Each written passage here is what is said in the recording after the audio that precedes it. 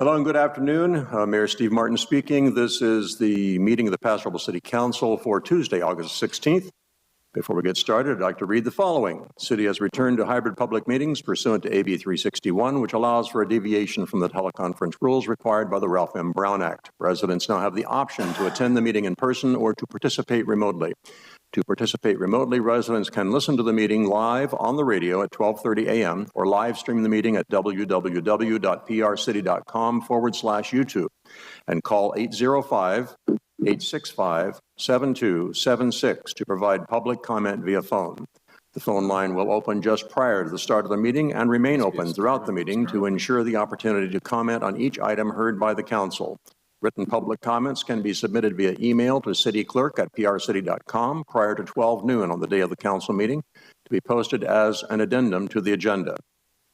If submitting written comments in advance of the meeting, please note the agenda item by number or name. City council meetings will be live streamed during the meeting, also available to play later on YouTube by accessing the following link, www.prcity.com/YouTube. With that, I will call the meeting to order and ask for a roll call, please. Councilmember Gregory? Here. Councilmember Hammond? Here. Councilmember Strong? Here. Mayor Martin? Here. First up on our agenda is a closed session. I will ask the city attorney to inform us as to what we'll be discussing. Thank you, Mayor. There's one item on the closed session agenda this evening. It's conference with labor negotiators under Government Code 54957.6 with the city's designated representative, and that would be the mayor and city council and the city attorney's office. The purpose of that closed session and labor negotiations regards the city manager. Thank you. I'll open public comment on the closed session item. There is no one in the room to speak. Do we have anyone online? I do not have anyone online at this time. I will close public comment, and without objection, we will adjourn to closed session. Thank you.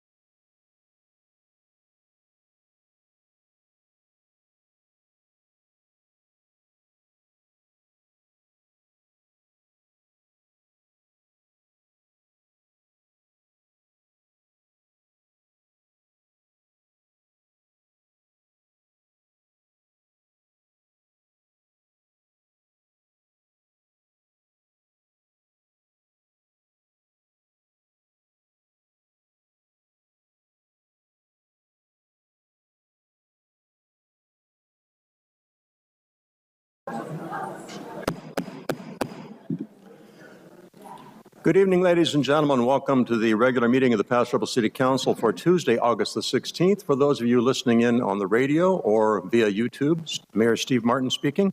Before we get going, I'd like to read the following. The city has returned to hybrid public meetings pursuant to AB 361, which allows for a deviation from the teleconference rules required by the Ralph M. Brown Act.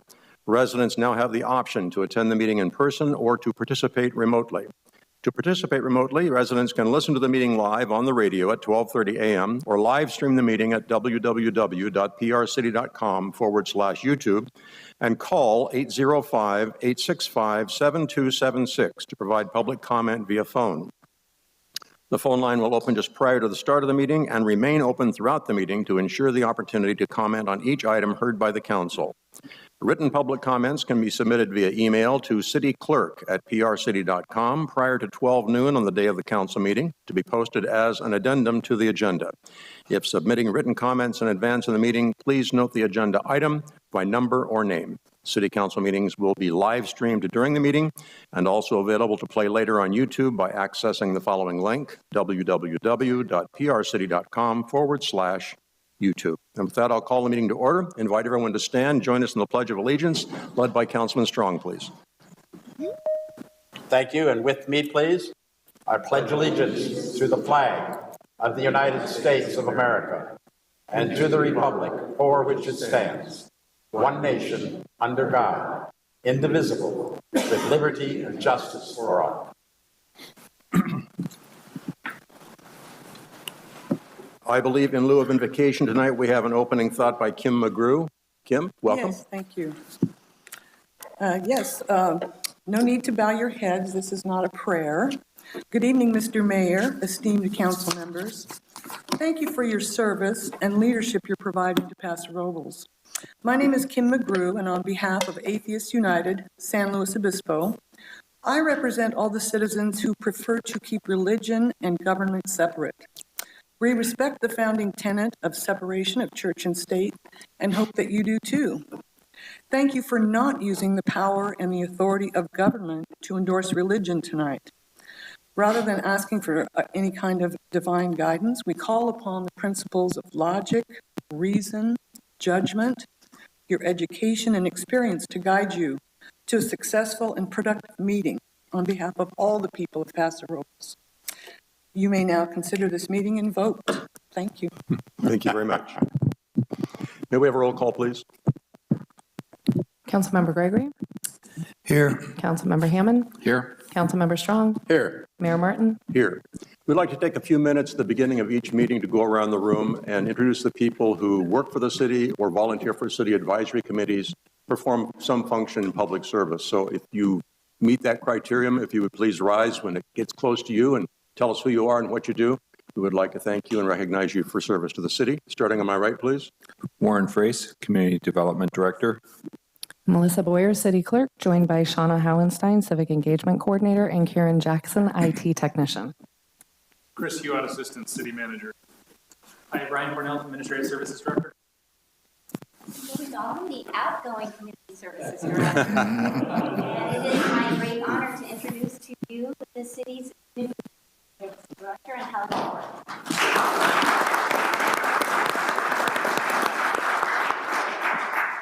I'm just Paul Sloan, Economic Development. Free to burn and public works. David Lutaro, Stormwater Program. For local utility service.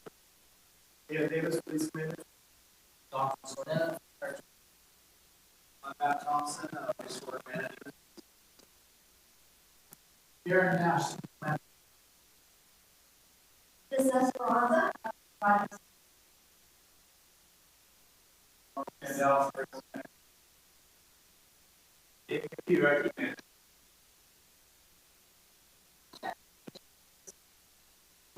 Ty Lewis, City Manager. Isaac Rosen, Assistant City Attorney. Thank you. Anyone else online? Thank you very much. This is David Athy, City Engineer. Thanks, David. So prior to this open meeting of the Paso Robles City Council, did I miss somebody? One more. Go ahead, Katie. Katie Bannister, Assistant Planner. Thank you. Sorry, didn't mean to cut you off there. Prior to this open meeting, the Paso Robles City Council, we had an announced closed session, and I will ask the city attorney if there was any reportable action from that meeting. Thank you, Mayor Martin. The one closed session item this evening, the conference with labor negotiations under Government Code 54957.6, had no reportable action this evening. Thank you very much. We move on with our agenda. First items up tonight are a couple of proclamations, starting with 4th of July. Who's going to get this one, I wonder? Frida?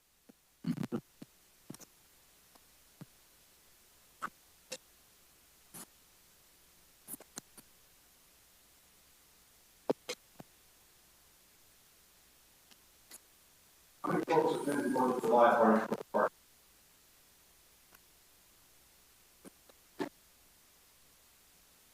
I'm going to make this proclamation tonight. Celebration, very successful 4th of July celebration. Lots of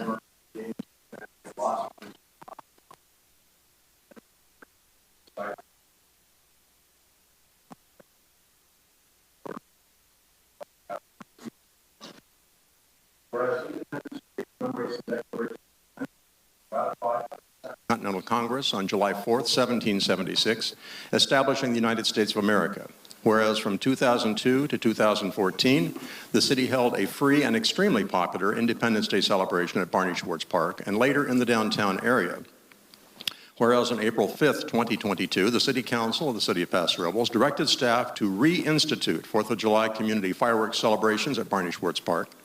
Whereas Travel Paso, several community members, local businesses, volunteers, and city staff greatly assisted the city in being able to reinstitute that celebration. Whereas between April 5th and July 4th, 2022, city staff led an extensive effort to plan, organize, and execute an extremely successful Independence Day celebration for the benefit of the community. Whereas on July 4th, 2022, an estimated 10,000 people attended the Independence Day celebration at Barney Schwartz Park. Whereas the event included children's activities, a military flyover, and spectacular 20-minute fireworks show. Whereas City Public Works Director Frida Berman dedicated significant time to lead the planning efforts of this event, in addition to maintaining her normal duties with the city. Whereas City Community Outreach Coordinator Shauna Hohenstein dedicated significant time to assist in the planning of this event, in addition to maintaining her normal duties with the city. And whereas community events such as the Independence Day celebration make Paso Robles a special place to live and visit. Now, therefore, be it resolved that I, Stephen W. Martin, by virtue of the authority vested in me and Mayor, and also speaking on behalf of the entire City Council, to hereby recognize and commend Ms. Frida Berman and Ms. Shauna Hohenstein for their contributions in organizing the 2022 Independence Day celebration. Thank you so much.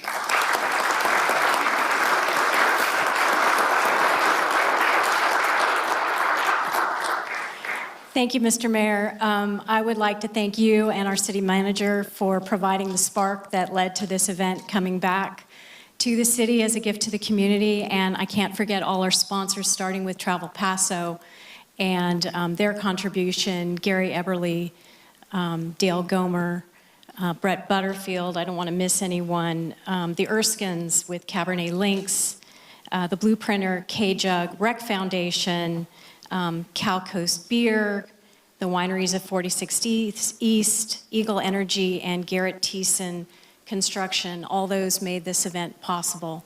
And it was a great day, and thank you very much.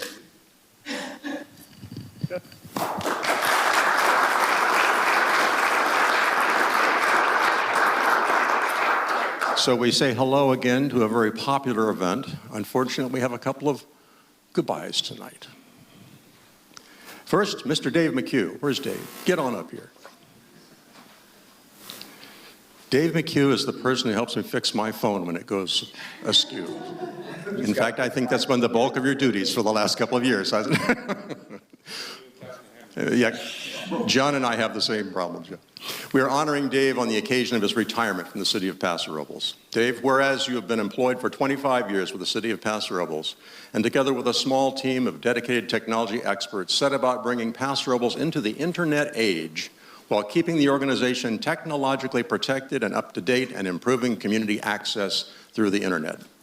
Whereas you have led the charge on technological innovation and modernization by establishing the first websites for the city, creating geographic information system mapping services for the city, migrating the finance, recreation, permitting, and CAD RMS systems multiple times during his tenure, moving internal computer services from on-premise to Teams and Office 365, and by the continuous modernization of computer equipment and software as needed across all departments of the city.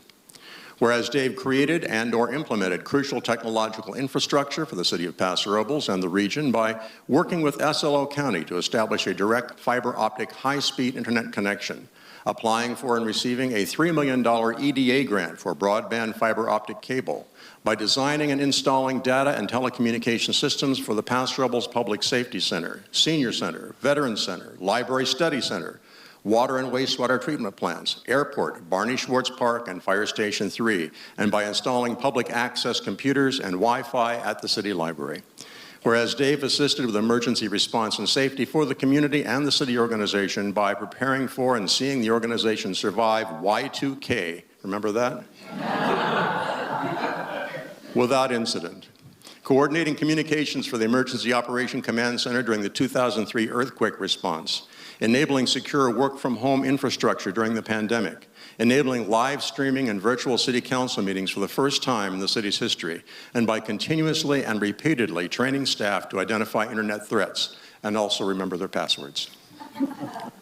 Now, therefore, be it resolved that I, Stephen W. Martin, by virtue of the authority vested in me as mayor and speaking on behalf of the entire city council, do hereby recognize and commend Mr. David Mchugh for his contributions to the Paso Robles community and city organization upon the occasion of his retirement. Have a wonderful time.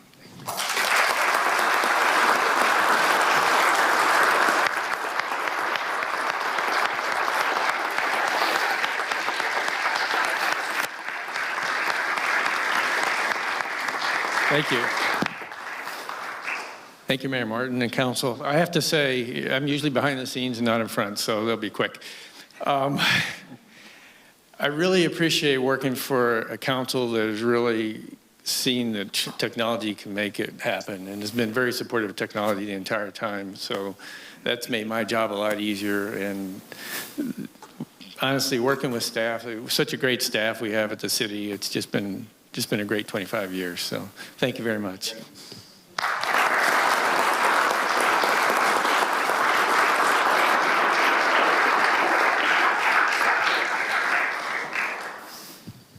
Julie Dolan.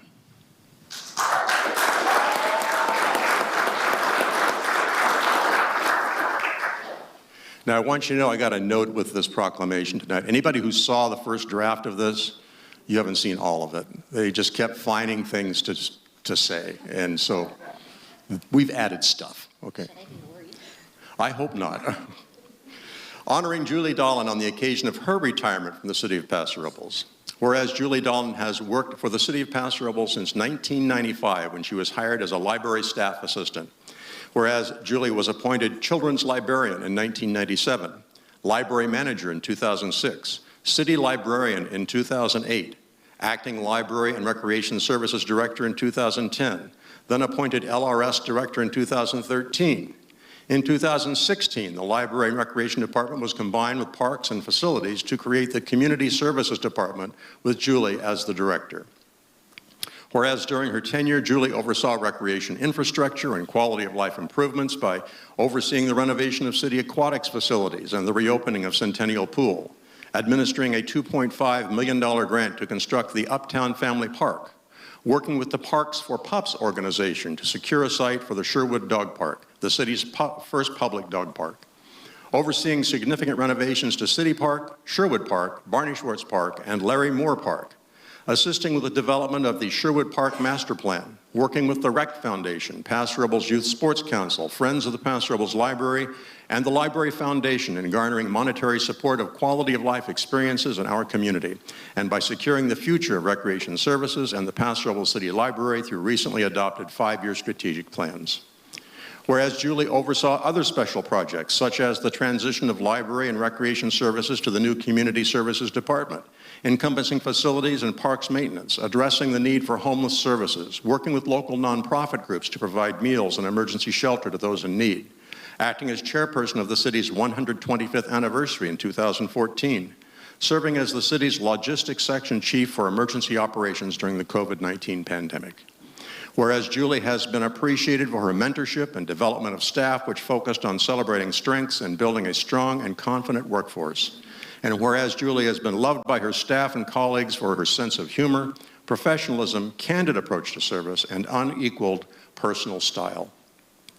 Now therefore be it resolved that I, Stephen W. Martin, by virtue of the authority vested in me as mayor, speaking on behalf of the entire City Council, do hereby recognize and commend Ms. Julie Dolan for her 27 years of service to the Paso Robles community and city organization upon the occasion of her retirement. Congratulations.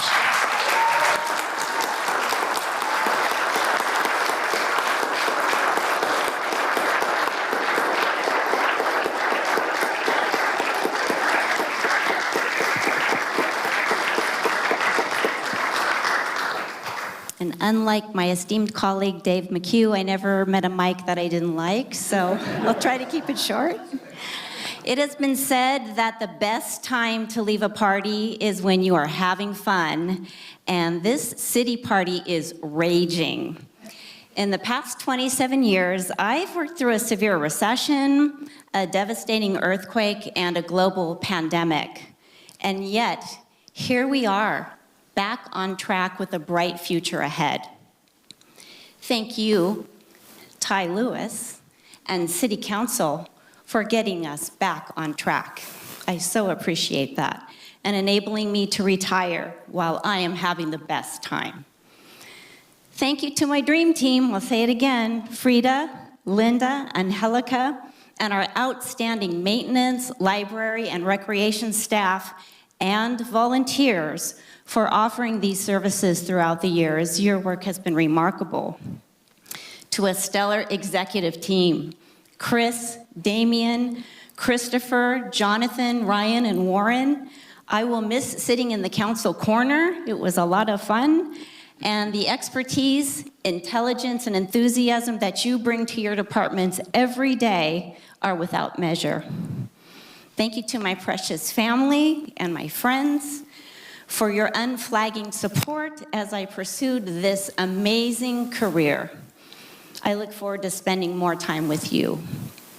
And finally, thank you to the Paso Robles residents who made my work meaningful every single day. It has been an honor to serve you, and it will be an honor to continue to live in this community. I may be leaving this party, but I'm planning to crash a lot of others in the years to come. So thank you so much.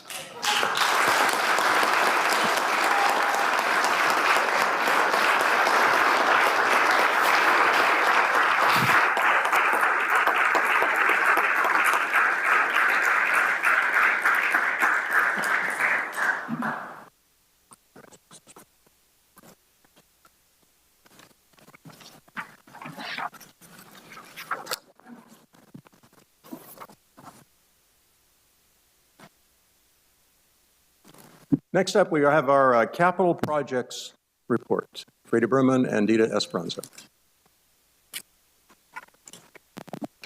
This will be a three-part presentation with Frida, Dave Lacaro, and myself, and I will start it off. Do I need the clicker?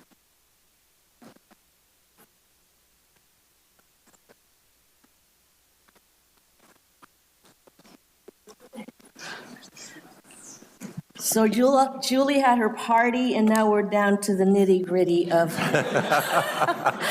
public works construction. Yippee! So let's see.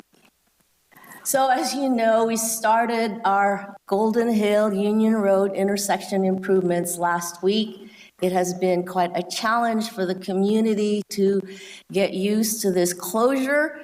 What it does say to us is we made the right decision by improving this intersection, because obviously many, many people use it.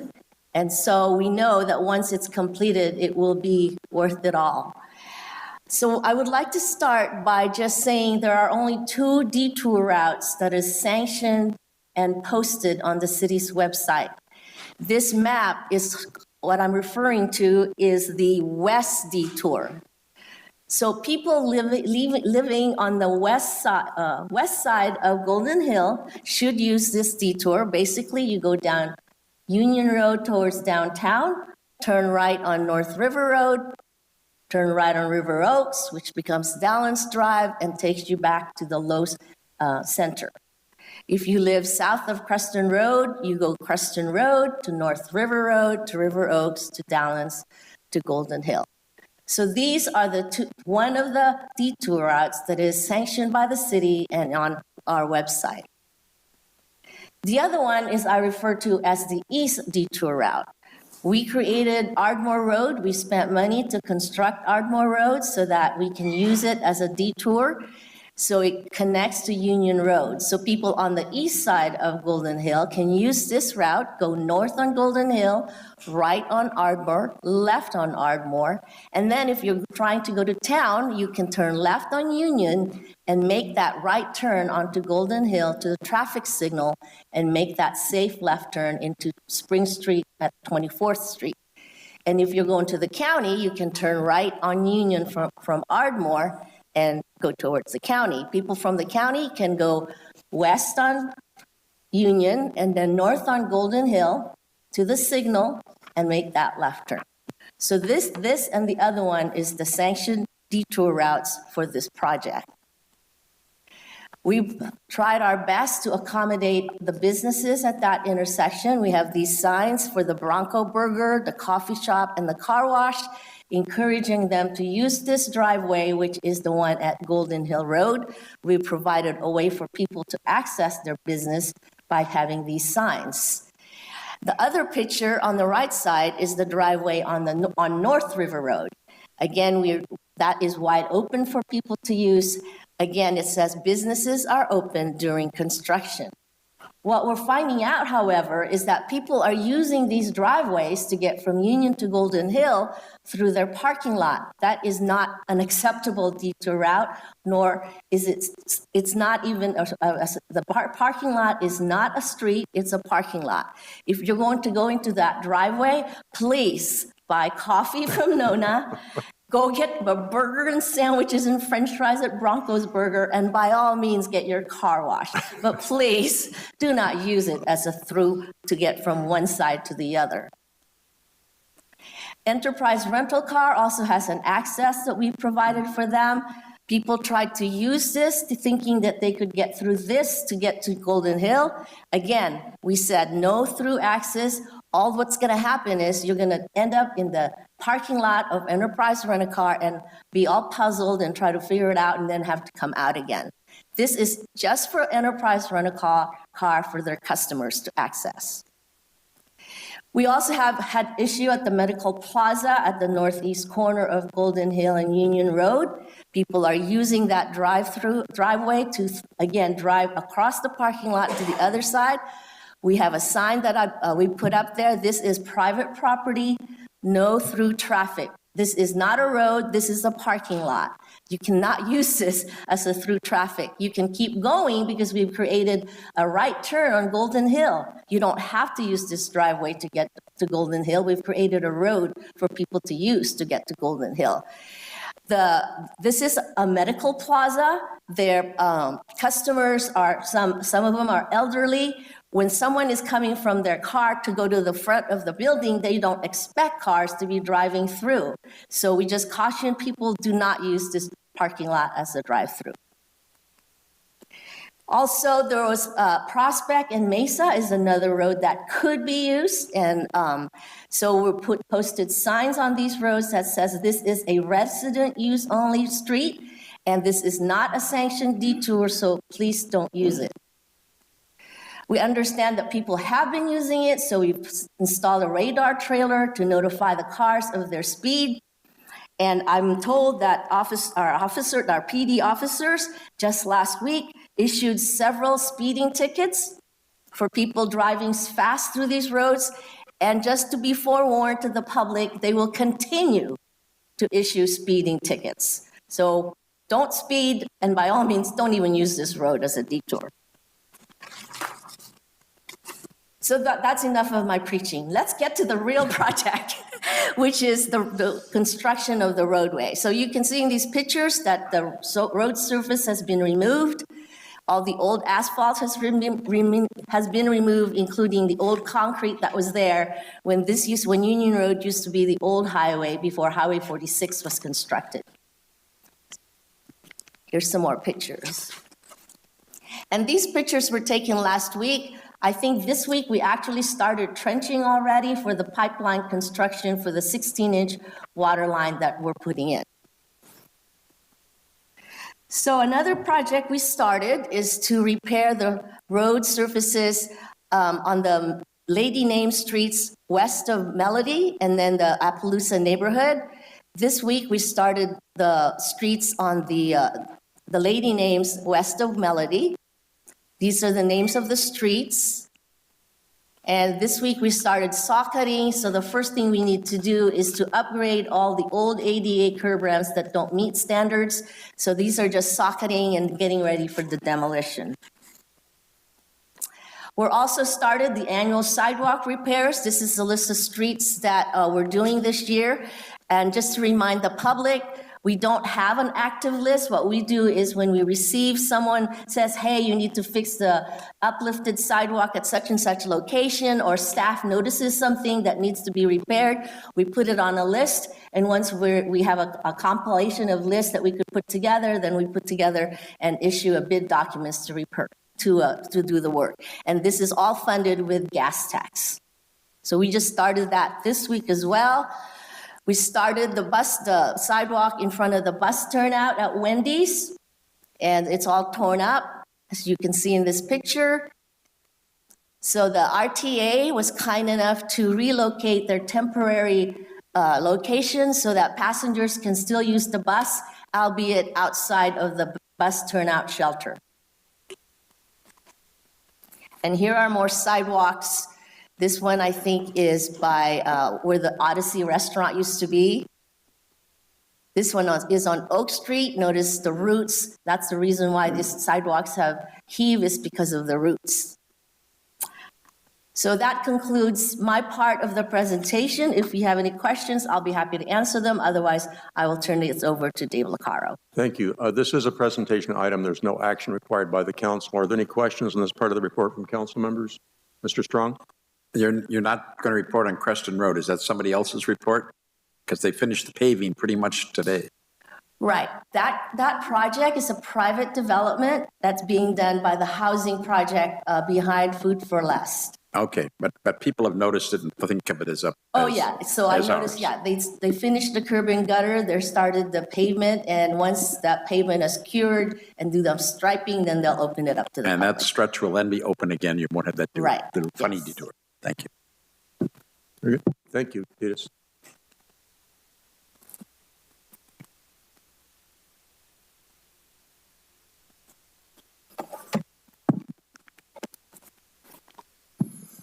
Good evening, Mayor, council members. David Licaro, Stormwater Program Manager for the City of Paso Robles. Let's see, that is definitely not my project, but certainly this one is. I'm excited actually to provide an update for this. This is the Centennial Creek Rehabilitation Project. This has been going on for the better half of 7 years, if not more. I'm excited because this has been a tricky project. We've been working with Caltrans, the Upper Salinas Las Tablas Resource Conservation District, or the RCD. Just a little bit of a background.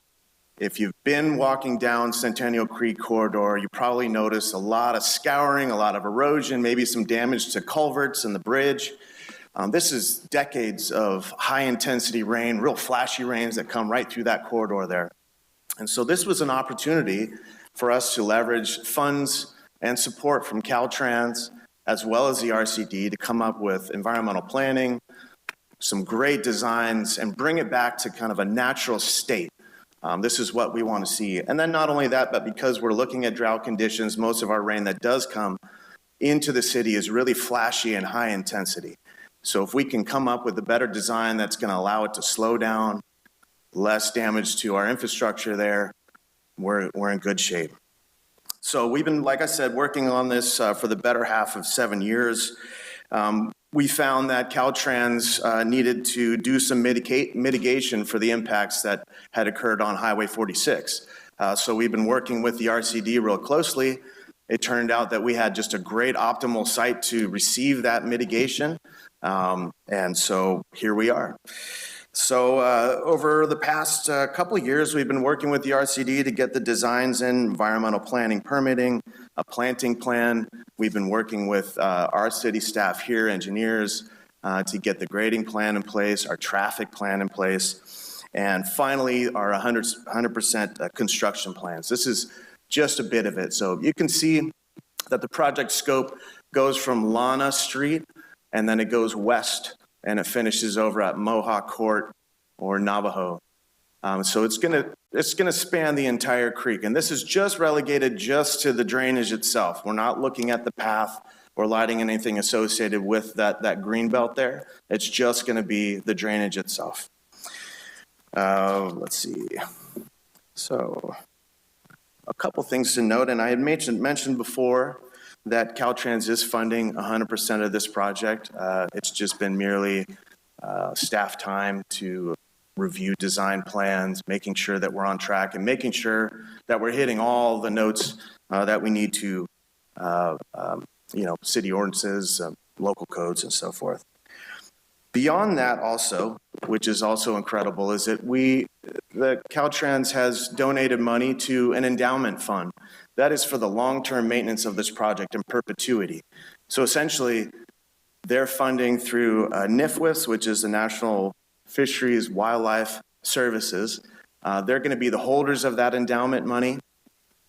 The Resource Conservation District will be the ones that are going to do the long-term maintenance on this stretch of creek. And they essentially ask for the money, they bill, invoice money from the endowment. So it's really, we're kind of out of that in that. But the goal is to make sure that whatever we're putting into the ground, actually coming up in October 22nd, next week on Monday, is that is going to be in protection in perpetuity, and that is going to be maintained for the life of that project. So that's a huge win for us, I believe.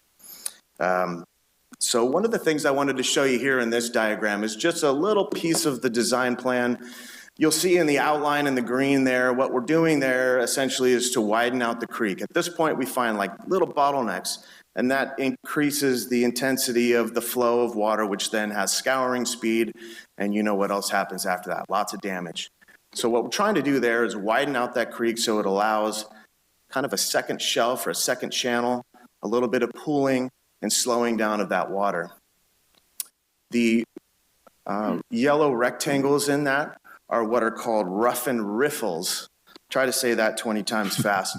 Ruffin Riffles essentially are this slide here. It's essentially a cobbled bed, and the cobbled bed acts very much like a natural stream, if you will, if you go out to different places, maybe not Salinas because it's pretty sandy, but what essentially it does is it traps a lot of sediment, it slows the water down, and by virtue of just having that riffle effect, it improves water quality by oxygenating the water. So just kind of a water quality nerd here, but it's a fantastic way to bring back a little bit more of the water quality, a little bit more of that natural function to Centennial Creek corridor there. One of the things I did want to mention here, and I don't have any slides, what I should have brought was the other slide as far as traffic is concerned. And mainly what I mean by that is pedestrian traffic. So of course, by virtue of doing the work in the creek, we're going to have to use the green belt to access the creek. And so what we're looking at is, let's see if I can just kind of bring it back to this first slide here. Oops. So we're looking at August 22nd, and it's going to be about a 4-week closure, not 4-year, 4-week closure from Mohawk Court to Nickerson. And we're going to close that corridor off to pedestrians. We're going to have heavy equipment in there, so we certainly don't want kids or students or anybody really kind of interfering in there. It's going to be a public safety issue. So we'll have cones and blocking. It's going to be 4 weeks. We're going to try to get in there and get as quick as we can. Initially, we were talking about the entire part, but it really didn't make much sense since we're starting school. It's going to be a major disturbance for students going to and from school. So we focused on the lower section first. So we'll be doing that for 4 weeks. We have a press release that's already put out. We've talked with the school district as well as our Parks and Rec folks at Centennial Creek Park to make sure that we have that message out. Now, the second section is going to be the Upstream Section, and that's going to be from Nickerson to Lana. And what we're actually proposing there is going to be in July. By that time, students should be out of school and should be less of a disturbance. So we're trying to really work with the community so that the flow is going to be okay and that we can get the job done. So I'm excited to see that. Again, we're going to be starting that next week, and on the 22nd, we'll be doing some tree trimming, and then we're going to be bringing some heavy equipment maybe a couple days after that as well. I have another one that is not related to Centennial Creek, so I could stop here and answer any questions you have for Centennial Creek, and then I can move on to the second if you'd like. Any council questions? I think we're okay. Okay. So this is a drainage improvement project that will be starting up here shortly. In fact, there is a professional design contract that will be before you on item number 16 on the consent calendar tonight. This is essentially a drainage improvement to get a professional design firm to do 100% construction plans for 5 different locations. Now, these are really just indicative of what's been going on with these intense, high-intensity, flashy rains that we've been getting. We have Montebello Oaks off to your left there. That all really started, if you remember our fantastic event that we had July 19th, 2015, which etched a scar in me, but that just kind of surprised us all because it was a 3 inches in 8 hours, basically a 300-year storm event. So it caught us all by surprise, and we found a lot of damage because of that. Now, one of the things is to do design so that we can minimize the amount of erosion coming from that location. Next there is North River Road, which is North River and Union. There's kind of an intersection there. It's actually across from Mr. Viborg's facility there. So we find significant erosion there. Another one is at the very top of Navajo Avenue. It's difficult to see because of the shadows, but we're seeing some undermining of the fence, some major deep erosion there. There's a home that's adjacent, and we want to make sure that we're providing protection to public property and private property as well. We also have Sleepy Hollow, which is at the end of Sleepy Hollow going into Franklin Creek, so significant upcutting and erosion. Finally, this is Union Road, where Union Road intersects with Montebello Oaks Road. And these are 3 pictures of the same, very deep scouring, deep cutting. And as you see there off to the left picture, it's starting to encroach on the sidewalk. So we want to make sure that we're, again, getting the right designs, getting the right construction in place, and stabilizing these so that they don't further cause any damage. Let's see what I have. Actually, just kind of a highlight there. 2 of the sites in 2017, I was able to successfully get FEMA money for emergency funds. So that's been sitting there, and that's going to go towards the design and the construction of these projects. So that's all I have for you folks tonight. If you have any other questions on those, please let me know. Any other questions? Good job. Thank you. Thank you.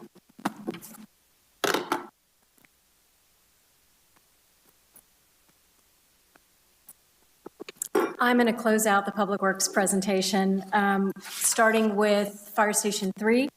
If you have driven by, you'll see that there are roof trusses being assembled. These are older pictures of pumping in concrete for footings and curbs, but as of today, they poured half the building slab, and they are continuing on Thursday. That's Newton Construction. Framing walls next week, and flying roof trusses directly after that. So we're well on our way to having a building, which is really exciting. Next, Uptown Family Park, the new water feature. We are out to bid, I can finally say, which is great. The bids open on September 8th, and we bring it to award to you on September 20th. This is, as a reminder, a State of California Proposition 68 per capita grant program. So we hope to have, by early next year, a new water feature at Uptown Family Park. The Centennial Park patio Shadesdale project, we just received the approved plans, and the bid docs are being prepared, so we should be out to bid on that project by the end of the month. That will be a great ad for recreation staff and their desire to have more classes outside. And then our projects in design, you will see later in your agenda an approval of the conceptual design for the pickleball court complex at Sherwood Park. And I will reserve comments until at that point, but it's going to be a fantastic project. Next, the law enforcement facilities at Second Wind Way. We expect 90% plans this month. The design process is wrapping up with the police department. They're very happy with what has been created. And so those will go back to the building department for review, and then we will get those out to bid. And finally, the pump track at Barney Schwartz Park. I received the 90% plans last week. They are in the building department for review. And we hope to get started on that project this year as well. Completely funded by Rec Foundation. So with that, I'd be happy to answer any questions on any of these projects. Thank you. Yes, Mr. sir. Strong. Yeah, free to the pickleball carts and actually the parking there too. Now that area currently is used by a lot of big family events for as a park area where the pickleball parts are, and where the parking is going to be our soccer courts right now for youth soccer.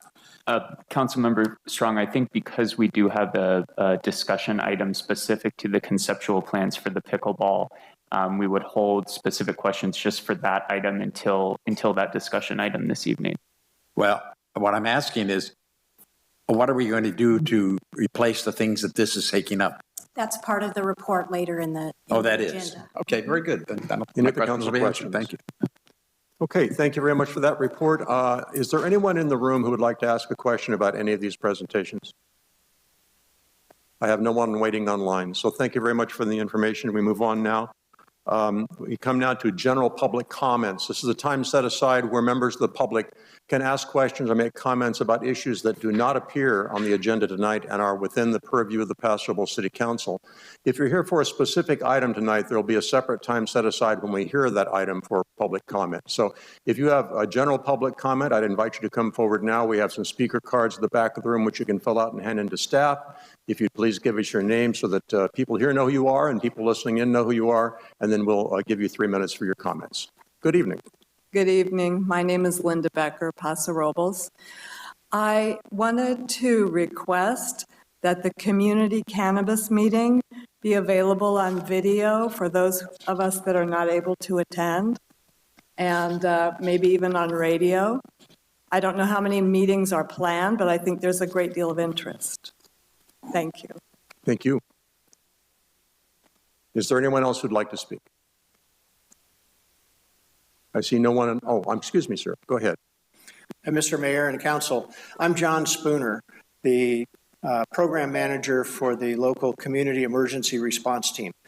And we're here participating in the Safety Fest this Saturday. And I wanted to talk a little bit about the program and express my opinion that after this event, I think that Paso Robles will be a safer community.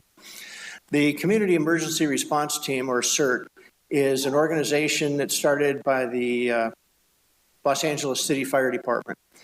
They realized the need that first responders were not going to be able to service everyone who's injured, for example, in a large-scale disaster. So they started this organization. In 1993, FEMA nationalized the program, developed some standardized training, and now has roughly 600,000 CERT volunteers throughout the nation. We're lucky here in Paso Robles to have the North San Luis Obispo County CERT program, which is sponsored by the Paso Robles Fire and Emergency Services. And we have a small group of volunteers that are working in the program now. Because of the CERT program, we were idle for about 2.5 years. We'll be participating in the Safety Fest along with trading days. And we expect to have 40 to 50 exhibitors presenting information to the residents of Paso Robles about emergency and disaster preparedness. These exhibitors include the Fire Department, the Police Department, California Highway Patrol, United States Coast Guard, American Red Cross, the Boy Scouts, Girl Scouts, and the CERT volunteers. This organization feels it's very important to get this information out to the public, and we saw this festival as a means to accomplish that. The more people who are prepared for disasters are less likely to be victims of the incident, which means that relieves a little bit of the workload of the emergency responders. So we train people up on 3 different levels. Initially, to help themselves and their family members, a higher level to help their neighbors in the local area, and then a highest level, which is to actually respond to incidents in other states throughout the nation. For example, CERT volunteers from Ohio went to the flooding that occurred in eastern Kentucky. So I just wanted to let the council know that CERT will be there this Saturday, along with these other organizations and businesses, and that we're hoping to make Paso Robles a safer place. Thank you. Thank you very much. And Safety Fest is August the 20th, I believe. It starts at 10 o'clock in the morning at the downtown city park, and I will be in attendance. I hope everyone else will be also. Is there anyone else in the room who would like to make a general public comment?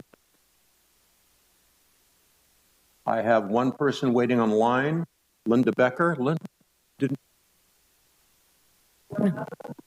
Unless you've got a twin out there, I think you've already spoken, haven't you? Is there anyone else online? No, sir. Okay, very good. Then I'm going to close general public comment and bring it back to the council. Thought I was seeing double there. Question was, will the cannabis workshop be broadcast? Will there be more than one meeting? If you could fill us in, Mr. City Manager. You bet. So the meeting will be recorded, and it's a hybrid meeting, so people will be able to attend either remotely or in person. We will be able to record that meeting via our software, and we can post it to the website afterwards for those that weren't able to attend. Currently, we're planning one meeting, but there will be several opportunities at city council meetings to be able to have a discussion about this further. In addition, as part of this process, the city has opened up a community survey, which is available currently for those that wish to provide direct input on a number of subjects related to cannabis. And that information will be shared with council and the community at council meetings as well. Thank you. And how, people who want to take that survey who aren't aware of it now, how do they do that? You can find it on the city's website, or you can call directly into the city manager's office if you're having trouble, and we'll be more than happy to help you find the location where you can take the survey. And I assume depending on the turnout and the activity on this workshop, the council might even want to have another one or more than that. We will indulge the council on however many workshops that we think we need to get through this process. We've scheduled one in addition to a number of meetings that will be coming up to review the information, discuss the information, and be able to hopefully make it meaningful for a council to make a policy decision. Thank you. I encourage anybody who hasn't taken the survey to please go to the city website, prcity.com, and take the survey. And if you can make the workshop, it's a great place to make your feelings known about the subject, which is sure to, prompt a lot of public discussion, which we want. We want input from the people of our community. We want to maximize that input. So please let us hear your voices on this. Thank you very much. I'll ask now if we have any agenda items to be deferred tonight. Yes, Mr. Mayor, we have item number 21, which is acceptance of final map of track 3069-1 for recordation. We're asking that be deferred until the second meeting in September. Very good. So if anyone is here for item number 21, we will not be hearing that item tonight. Up next, we have the consent calendar. Items on the consent calendar are considered routine, not requiring separate discussion. However, if discussion is wanted by a member of the council or public, the item may be removed from the consent calendar and considered separately. Council members and members of the public may offer comments or ask questions of clarification without removing an item from the calendar. Individual items are approved by the vote that approves the consent calendar unless an item is pulled for separate consideration. Items pulled from consent are usually heard at the end of the meeting, although we've changed that sometimes. Are there any questions or items to be withdrawn by council? Mr. Strong. Yes, Mr. Mayor. Item number 10 and 11. 10, actually, I have a very small amendment I'd like to offer on that one. And item number 11, I believe the way it's worded in our agenda, it has no names in the resolution, and those names have to be put in. Okay, so I'll defer to the city attorney, but if we plan to amend an item, that should be withdrawn also, I assume. I think for purposes of making a small modification of 10, I think you could do that on the motion for consent if you wanted to discuss. So as of this time, Fred, do you want to go ahead and say what the amendment would be? Well, I just want to remove one word from the resolution on item number 11, and that is if you go to the actual conflict of interest code as proposed. That would be item 10, then, not 11. Oh, that's 10. Yeah. Yes, and 10, you get down to the second paragraph, and the very first thing, the word electronically. I would like each individual to have options other than electronic, because I feel that is creates an equity issue for people of elderly age who have difficulty electronically, or of those economically who don't have computer access, that they should be able to file a paper Form 700. If this is minor and amenable to the remainder of the council, we can make that part of consent. If discussion is needed, I'm going to withdraw it. The council seems to be okay with that, so I think we'll make that small amendment as part of the consent calendar motion. Okay, very good. And then you wanted to withdraw number 11, unless we previously discussed who the people would be, but if we want to make a change to that, I think that then we should pull it.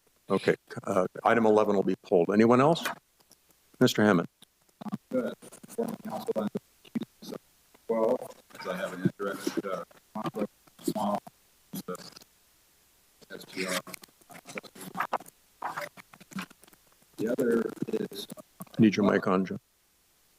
I'd like to maybe have a full staff report on 18, which is the parking lot feasibility study. I'd like to let everybody know what's going on with a possible structure of some sort there. Okay. So just because your microphone wasn't on, you're recusing yourself on number 12. Yes, I was going to say it again. I will recuse on number 12 as I have an indirect conflict as a trustee of my mom's trust. And then item 18 would be withdrawn. Anyone else on council? Anyone in the public who has a question about an item on the consent calendar or would like to have an item withdrawn? Yes, sir. Dale Guston, I agree with John Hammond to pull 18. Thank you, sir. Anyone else? Anyone online? No, sir. Very good. So if there's no further comment from the public on the consent calendar, I'll bring it back to the council. Entertain a motion for the balance of the consent. Mayor, and just a point of clarification that we would have the consent calendar and specifically item number 12 where Mayor Pro Tem Hammond is recusing, handled separately from the motion. A separate vote for item 12. Very good. Mr. Gregory? So I'll make a motion. We approve items 5 through 10 and 13 through 18 and 20. 18 has been removed. And as amended, second. As amended, yep. Okay, so the motion is to approve the consent calendar with the exception of item 12 because it has to be handled separately. Item 18 has been withdrawn and with the amendment proposed by Mr. Strong for item number 10. Oh, so 11 has been... No, 11 has been withdrawn also. Right. Yeah. Good. Got a motion by Councilman Gregory, second by Councilman Strong. Any further discussion? Roll call vote, please. Councilmember Gregory? Aye. Councilmember Strong? Aye. Councilmember Hammond? Aye. Mayor Martin? Aye. Motion carries 4-0. Let's deal with item number 12. Mr. Hammond is recused. Can I get a motion to approve that from the remaining council? So moved. And second. A motion by Councilman Gregory, second by Councilman Strong. No further discussion. Roll call vote, please. Councilmember Gregory? Aye. Councilmember Strong? Aye. Mayor Martin? Aye. Motion passes 3-0. I think what I'd like to do, because item number 11 really is a minor issue, and 18 is going to need some discussion. I think we're going to hold 18 until the end. So let's, Fred, you want to talk to item number 11? Well, item number 11, originally we had just decided I was going to be the delegate and you were going to be the alternate. But because of my wife's medical condition, I'm only going to attend the first day of the meeting because I'm on the resolutions committee and have to be there for that meeting if there are any resolutions. And I will be returning that night. So I won't be there for the general session. Now, as the alternate, you're going to be there and we're taken care of. But I don't feel any great necessity to be the delegate if somebody else wants to do it. So we would just want to make sure that somebody's present in case a vote is required. So correct. What I would suggest is, I think 95% of this is covered by what you just discussed. How about if we have a second alternate, just in case you're called away and I'm wind up getting hit by a bus or something? That would be fine with me. I'll be at 10. Mr. Hammond will be our second alternate. So if I could get a motion on item number 11 stating that, please. I will so move. Second. Motion by Councilman Strong, second by Councilman Hammond. If there's no further discussion, roll call, please. Councilmember Strong? Aye. Councilmember Hammond? Aye.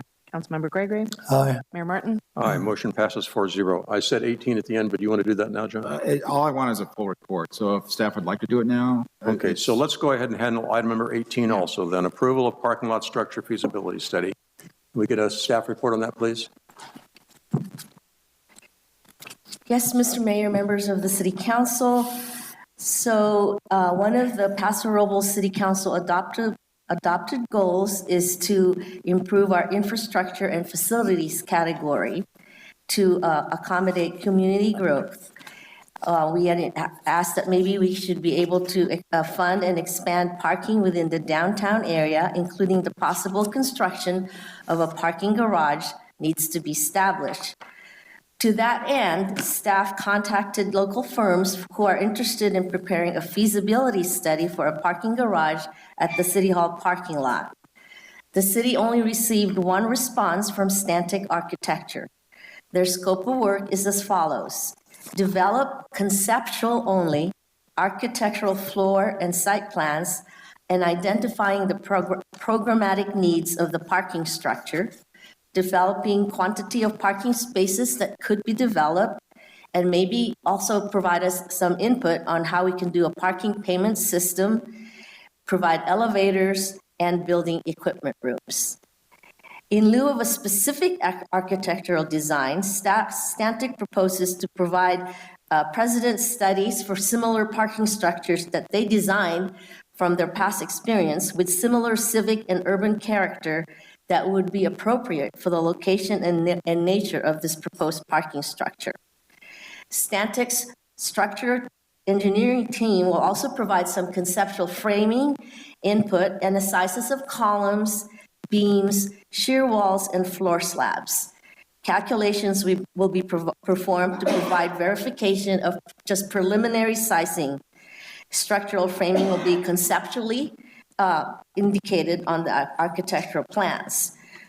Stantec will also provide us with some conceptual opinion of costs based on rough architectural plans, rough structural design, and some geotechnical report recommendations.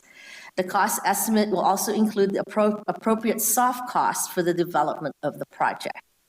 So with that in mind, we accepted their scope of work and fee proposal, and we're prepared to ask you to award the contract to Stantec in the amount of $75,388.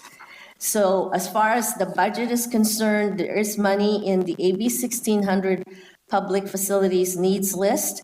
So we're asking for a budget appropriation of $100,000, but the actual cost of the study is $75,388. Again, I repeat, this is not hardcore design at all. It's just a feasibility study.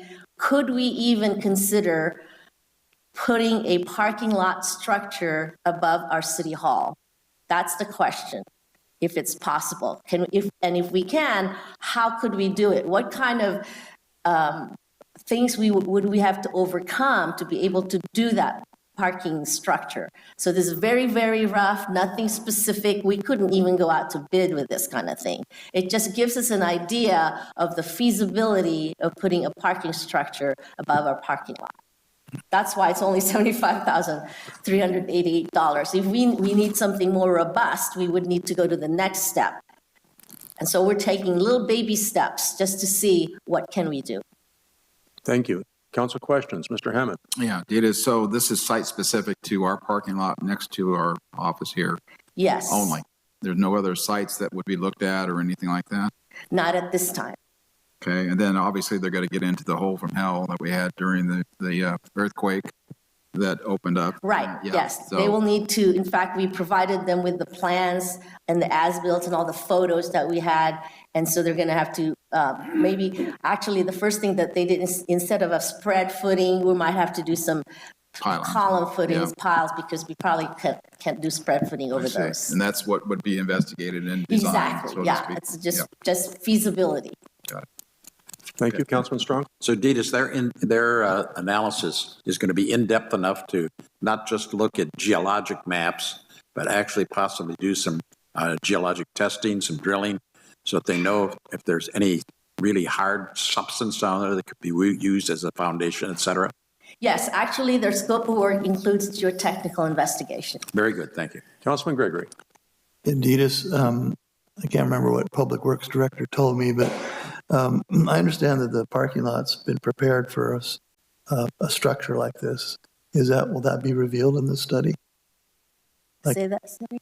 The parking lot has been compacted and prepared for handling a structure like this in the past when they built the library. I wasn't aware. I mean, the parking lot is compacted appropriately to hold the parking, but I'm not, are you saying that someone said that it's compacted appropriately to be able to hold a structure? I'm not sure. It's a question, about that. yeah. Wasn't it originally conceived that we might do a parking structure on that lot when we designed the library and conference center? I don't think so. I don't remember that at all. And I've been here a long time. Yeah, I had heard that. That's why I was just wondering. I don't think that's ever been in the works. Okay. Any other council questions? No. Thank you. Is there anyone in the audience who would like to ask a question, make a comment on this item? Welcome. Tell you a quick story. When I was on the Natural History Association of the Central Coast, we were looking at converting the museum to an interactive one. We did the rotunda first without a feasibility study, got the funding, got a grant, and did it. And then they were looking at a much larger expansion of that building, and somebody suggested a feasibility study. I don't like feasibility studies. I felt we could do it without a feasibility study. Here we have just the opposite. We've already had indications from staff, the approximate cost of each parking space on any parking structure constructed in this city. And it's cost prohibitive at this time. I think we're wasting $75,000. Thank you, sir. Is there anyone else who'd like to comment? I see no one waiting in line. No one online. We'll close public comment and bring it back to the council for discussion and action. Mr. Mayor? Mr. Hammond. I'd like to go ahead and make a motion then to approve parking lot structure feasibility study as submitted. Second. Motion by Councilman Hammond, second by Councilman Strong. If there's no further discussion, roll call vote, please. Councilmember Hammond. Aye. Councilmember Gregory. Aye. Councilmember Strong. Aye. Mayor Martin. Aye. Motion passes 4-0. Thank you. So for the folks that are just tuning in for the first time and have listened to this discussion of a long consent calendar, I just want to do the usual commercial for the city's website. If you go to prcity.com, you will find the city's agenda and plenty of time to read all the staff reports. And so you'll see all the stuff that we see before we come to this room to have these discussions. If you were not aware of that, or you haven't had the time to avail yourself of that, I would like to ask the city manager to please give a short report on the actions we've taken as part of the consent calendar tonight, so the people in the community will know what business has been transacted. Thank you, Mr. Mayor. It's a packed consent calendar this evening. First item is the approval of our city council meeting minutes from 8/2/22. Pardon me. We also have approval of the special city council meeting minutes for the date of 8/8/2022. Advisory body minutes for the Library Board of Trustees for 7/14/2022. The warrant register prepared by Mr. Cornell's office. Next item is the reaffirmation of Resolution 21-147, which approves remote and or hybrid remote and in-person public meetings citywide as needed pursuant to Assembly Bill 361. We've talked about briefly item number 10 and number 11. Item 12 is approval of the Second Amendment to a short-term lease agreement with the County of San Luis Obispo for a temporary COVID-19 testing center at the train station at 800 Pine Street. Item 13 is approval of the general obligation bond tax rate for fiscal year 22-23. Next item is second reading and adoption of Ordinance 1121, authorizing the levy of a special taxes within CFD number 2022-2N. 15 is also the second reading and adoption of Ordinance 1122, authorizing the levy of special taxes within CFD number 2022-1N and improvement areas numbers 1, 2, 3, 4, and 5. Item 16, approval of a professional design services for a citywide drainage system. Item 17 is the approval of update of resolutions for financing of recycled water distribution system. 18 we've discussed. Number 19 is the approval of award of the construction of contract to repair roads in the Country Club neighborhood.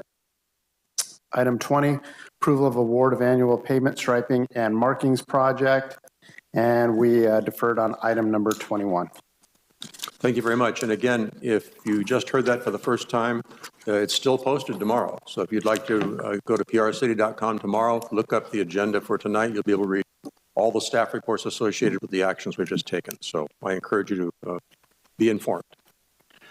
We now have an instance of where we have to act as a different board. We have to have a meeting within a meeting. So at this time, I have to recess the City Council and convene the same group of people as the City of Paso Robles Successor Agency Board of Directors. And with that, I need a roll call, please.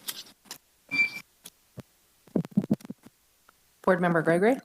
Here. Board Member Hammond? Here. Board Member Strong? Here. Chairperson Martin? And I am here. Thank you very much. The item on our agenda tonight for the Board of Directors is the approval of last and final recognized obligation payments. Mr. Cornell. Good evening, Mr. Mayor. Or I'm sorry, Board of Directors, Ryan Cornell, Administrative Services Director. Tonight, for the board's consideration is the approval of the last and final ROPS, also known as the recognized obligation payment schedule.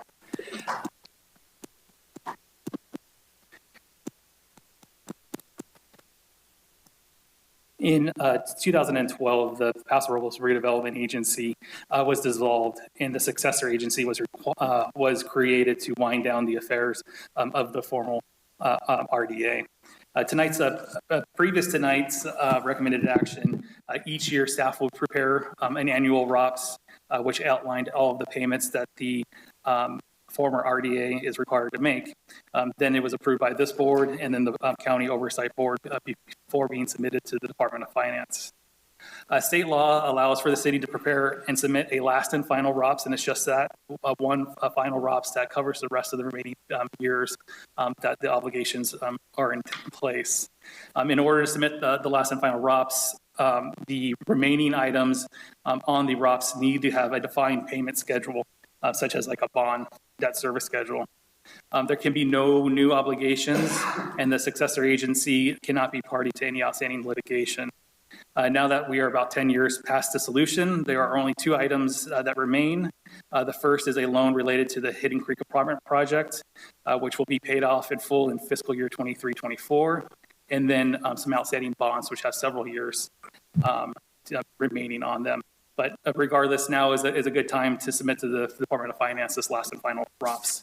So with that being said, the recommendation before the board tonight is to just simply approve the last and final ROPS and then present this report to the Oversight Board in September 30th. Thank you, sir. Questions? No questions. Thank you very much. We'll open to the public for comment or question. I see no one coming forward, no one online. I'll bring it back to the council. Ask for a motion, please. Mr. Gregory. Acting as Board of Directors of the successor agency, approve the last and final recognized obligation payment schedule and authorize Administrative Services Director to present the last and final recognized obligation payment schedule to the County Oversight Board for review and approval. Second. Motion by Mr. Gregory, second by Mr. Strong. If there's no further discussion, roll call vote, please. Board Member Gregory? Yes. Board Member Strong? Yes. Board Member Hammond? Aye. Chairperson Martin? Aye. Motion passes 4-0. Thank you very much. We now adjourn the successor agency Board of Directors and reconvene as the Paso Robles City Council. And we come now to public hearings. Item number 23, approval of discontinuation of residential water service policy per Senate Bill 998 and amending sections 14.04.170 of the Municipal Code regarding penalties due to non-payment. Again, Mr. Cornell. Yes, hi, Mr. Mayor, City Council. Brian Cornell, Administrative Services Director, here tonight to present the new policy, the discontinuation of residential water service in compliance with Senate Bill 998. SB 998 is known as the Water Shutoff Protection Act. It was actually enacted in state law in 2020, which essentially provides additional layers of protection for water customers that due to non-payment. The city hasn't adopted SB 998 policies yet, even though they went into effect in 2020, or the law went into effect in 2020. But the city had suspended all penalties and shutoffs due to non-payment because of the COVID-19 pandemic. However, now that the pandemic is slowing down, we're looking to reinstate penalties in September time, and then reinstate the termination of water service due to non-payment in about January time. And so in order to get those protocols back in place, we needed to establish a SB 998 policy. For the most part, the city had already established SB 998 parameters in its current policies and protocols, but the state law does require some more formalized and written policies and procedures. Attachment number 1 to the staff report is the actual written policy in compliance with SB 998. It kind of takes the state law and overlays it with our current practices and kind of coming up with this new protocols and procedures. So what does that actually kind of look like? So this is kind of a timeline. The charts above is what our shutoff procedures are, and the bottom one would be the updated shutoff procedures in compliance with SB 998. As you can see just right off the surface, what SB 998 does is provides our residential customers more time in order to pay their bill before they get shut off before termination. So as it is right now, the bills are generally generated, ideally, I know it's been a little bit of not the case recently, but the bills are generated on the first day of the month, and they are pay and doable 20 days later on the 20th of the month. There is a 5-day grace period, and then penalties, a 10% penalty is applied on the 26th day. So that's the current procedures. Those procedures aren't changing. What is changing is previously, if the customer was additional 10 days after that, essentially 2 weeks after the due date, we would notify their residents via door hanger to let them know that in a week the service would be terminated. Now we are not able to do the door hanger notification until we've mailed the customer a written notification of all the different timelines, when we're going to do shutoffs, when we're going to do door hangers and penalties. At the end of the day, we're looking at approximately 85 days from when the bill is generated to when we are able to legally turn off a customer's water due to non-payment. I do want to emphasize, again, if a customer gets their bills and they pay timely, this doesn't apply. This is solely on those individuals that have difficulty paying their utility bills for an extended period of time.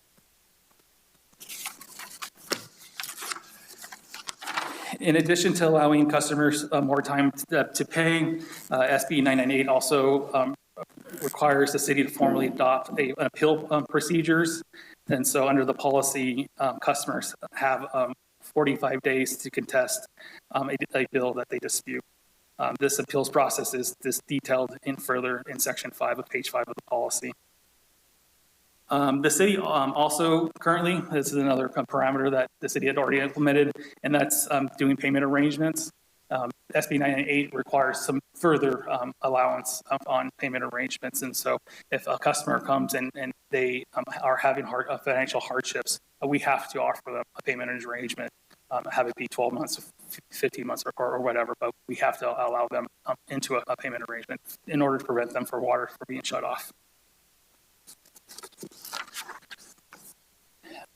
Very similarly, if a customer is having issues and they need an extension, we have to allow an extension in the requirements of SB 998. And then lastly, there's some written notifications. Under section 4 and 6.6 of the policy, we have to provide these policies in English, Spanish, Chinese, Tagalog, Vietnamese, Korean, and any other language spoken by 10% or more of the city's population. And so after tonight's council action, we'll be reaching out to some bilingual or some linguistic firms to help translate this policy for us.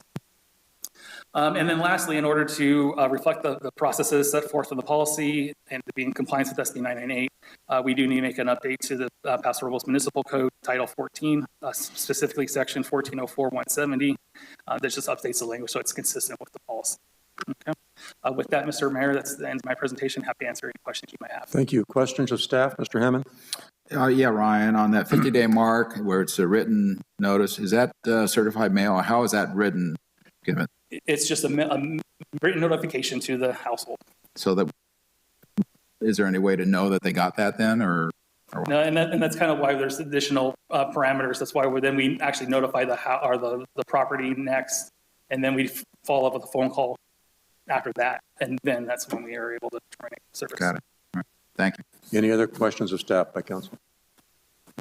Thank you. We'll open it up to the public. This is your opportunity to comment. We invite you to come forward. See no one rising. Do we have anyone online? No, sir. We will close public comment and bring it back to the council. Mr. Hammond? Mr. Mayor, I'd like to go ahead and make a motion then to approve policy of discontinuation of residential water service and introduce first reading ordinance XX, amending section 14.04.107 of the Paso Robles Municipal Code regarding penalties due to non-payment. Second. I have a motion by Councilman Hammond, second by Councilman Gregory. Any further discussion? Roll call vote, please. Councilmember Hammond? Aye. Councilmember Gregory? Aye. Councilmember Strong? Aye. Mayor Martin? Aye. Motion passes 4-0. Thank you very much. We are on to item number 24, appeal of the Planning Commission's decision to approve tentative parcel map PR 21-0191 and variance 22-01 for a two-lot subdivision, 90 12th Street, APM 009-061-024. The appellant is Julie Thompson. So what we'll do here is we'll get a staff report, and then we'll have questions of staff. Then I'll ask the appellant to make a presentation so that we can get the full. Mayor, before we do that, we do have a bit of an interesting issue here that will require that we actually re-qualify a council member. So there are 2 out of the 4 council members presently on the dais that have described conflicts of interest associated with a real property under the FPPC regulations. So I'd start by having those 2 council members just report and disclose on the record the real property interest, and then I'll move forward with the requirements for re-qualifying one of those members so that we have a quorum for this item. Thank you. So, Isaac, I guess I am within the 500-foot radius. Is that what we're qualifying? Yeah, I live at 41 Terrace Hill, which is within the radius. Thank you. Councilman Gregory lives on 50 Hilltop, which is within 500 feet of the said property. Okay, thank you. So for the time being, council members Gregory and Hammond will be recused from this item. However, because we have a 5th seat presently vacant on the city council, we do not need those 2 council members to leave this room at this time. And that's because, and I will be announcing formally, that we would not otherwise have a quorum for this item if both council members had to recuse. And as a result, there's no alternative source of decision to hear this appeal. And that comes from our municipal code. So under Paso Robles Municipal Code 2123A 110, it's the city council as the legislative bodies that is empowered to hear appeals of the planning commission decision, which is an item before you this evening. So as a result, I, with help from the city clerk, will effectuate a random means of selection by which we will select one out of those two council members that were conflicted out with real property interests. That's council members Gregory and Hammond. And one of them will then be requalified to serve as necessity to hear this appeal. And once that happens, the council member who is not requalified will recuse themselves and actually leave the dais. And the member who is requalified will make up the third council member who will participate for this specific appeal. So I have two cards in my hands that are of identical size. One lists council member Hammond and his name on it. One lists Councilmember Gregory. I am going to put these two identical pieces of paper in this hat. I said it's like I'm doing a magic trick, but so they're in this hat. I'm moving them around, and then I'm going to bring the hat to the city clerk, who's going to choose at random one of the names. That will be the council member who will participate as the third member of this appeal for this hearing tonight. And in case there are subsequent action items before the council, that same council member will participate. So I'm going to bring this over to City Clerk Melissa Boyer, and she will draw the name to choose our quorum this evening. And as a point of clarification, you have folded those papers so I cannot see what is on them. Correct.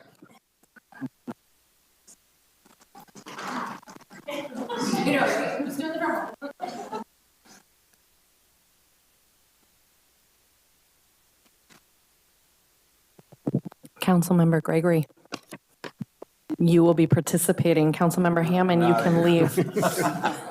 Too bad. So we'll call you when we're finished. All right. All right, so as the city clerk read into the record, Councilmember Hammond is recused from this item. The quorum to consider this appeal, starting with the staff report, will be Mayor and then council members Gregory and Strong.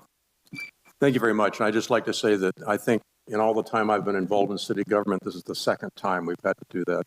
So, but it does speak to the need to have a full council and panel. I know some folks have wondered about the wisdom of appointing somebody for the final few months of Councilwoman Garcia's term, but having a full council in instances such as this helps us avoid this type of situation.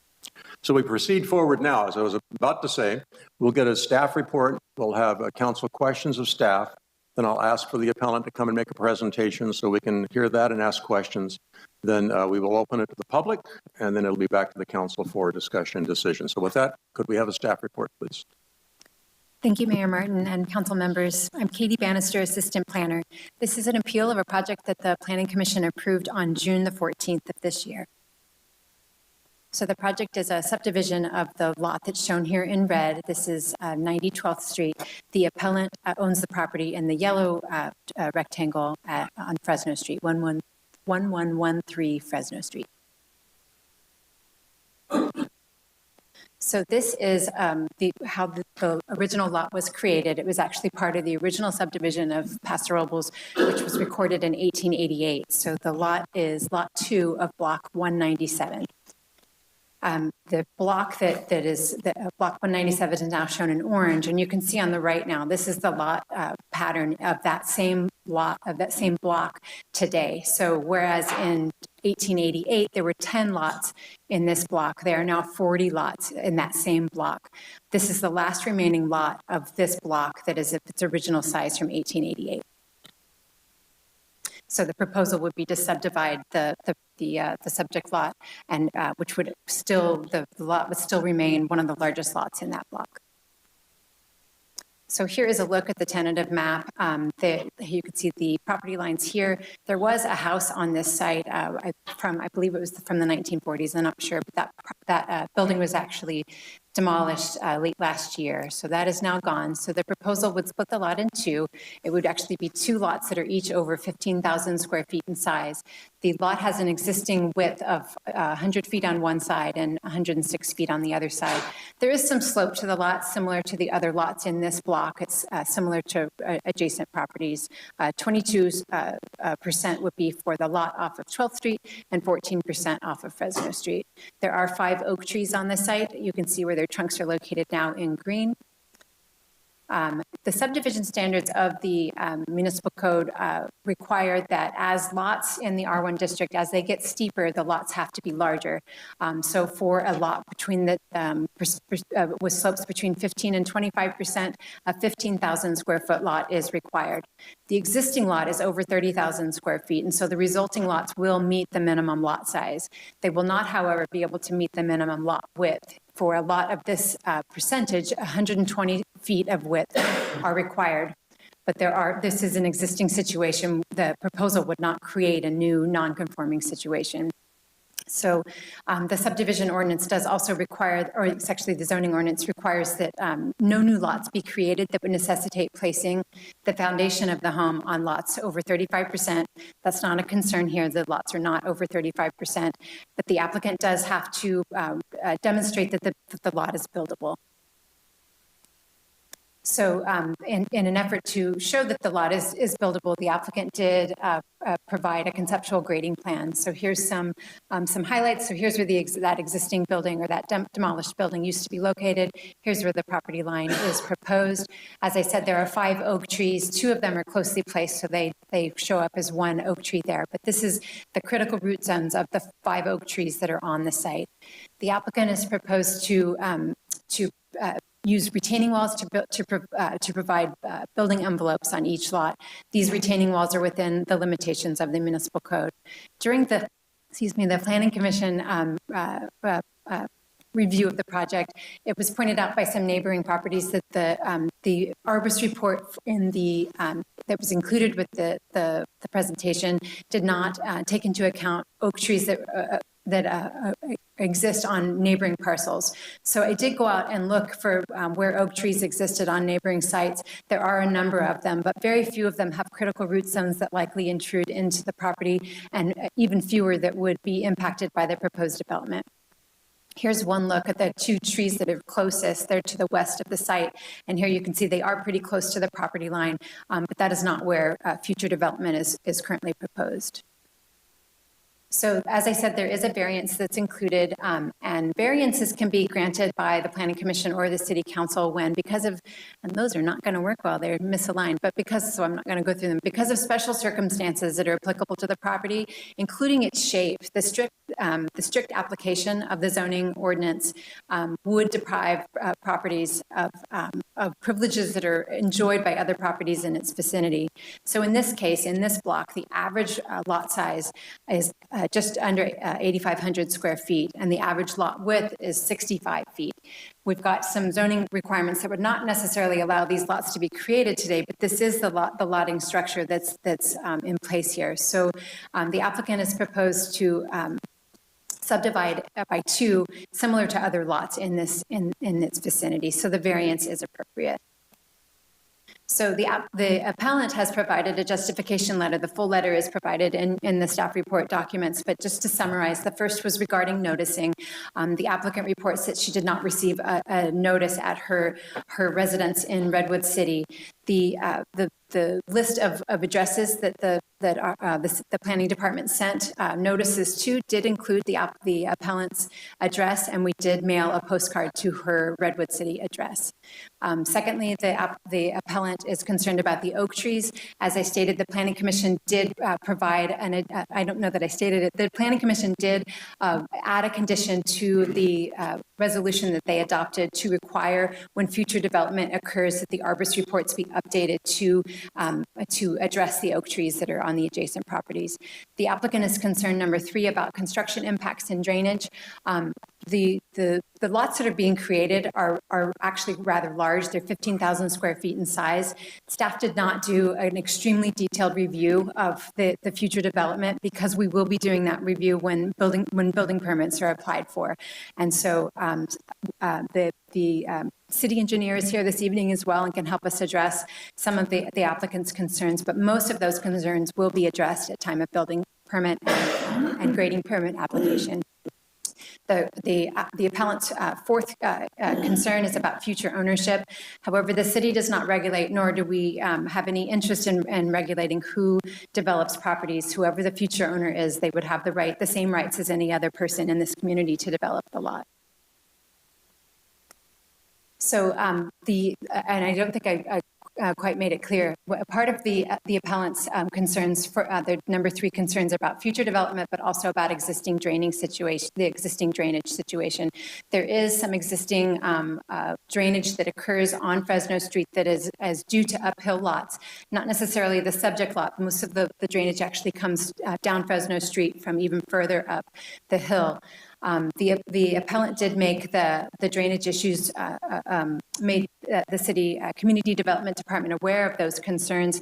We forwarded those concerns on to the streets department, who then installed quite a lot of asphalt berms. It's approximately 150 feet long of asphalt berms to address the drainage issues that come from the street.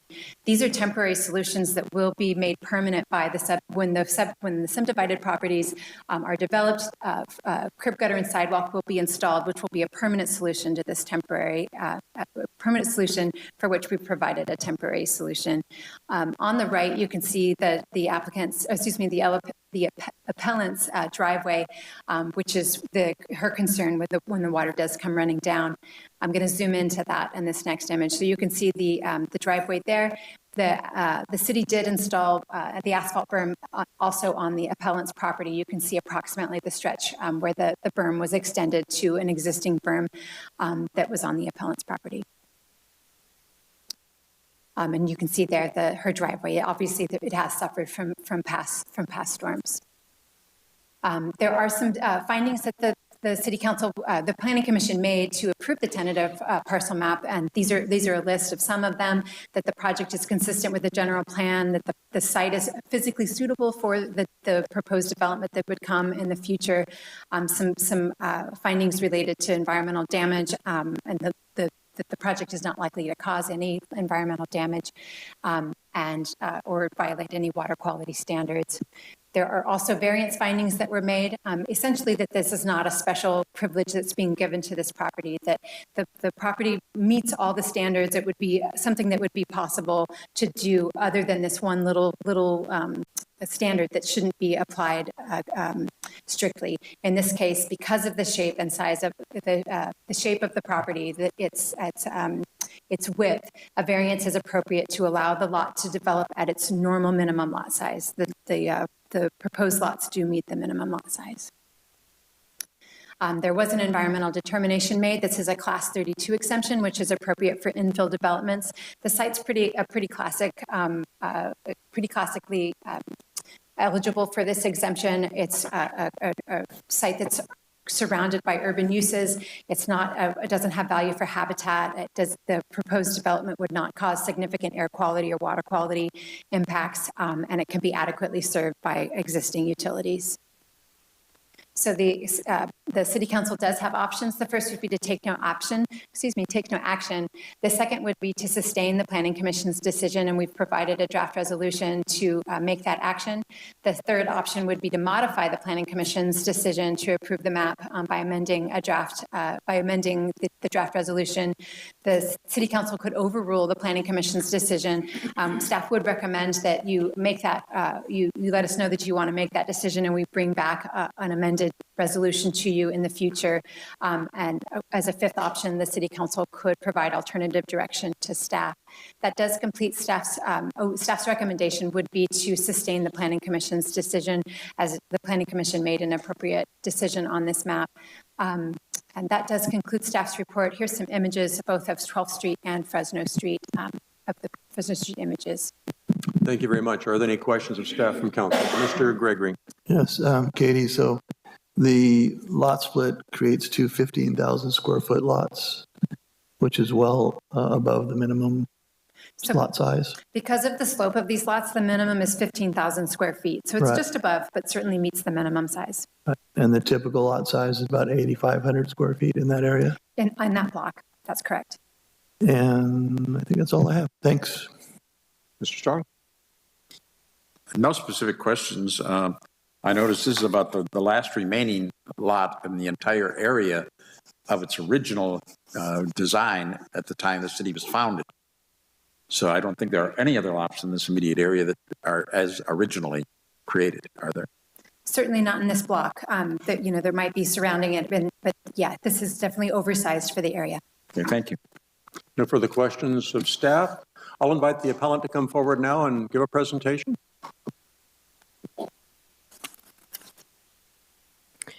Mayor Martin, the appellant will be making her presentation virtually. Very good. Julie, you can go ahead and unmute yourself. And we have your presentation up on the screen. Welcome.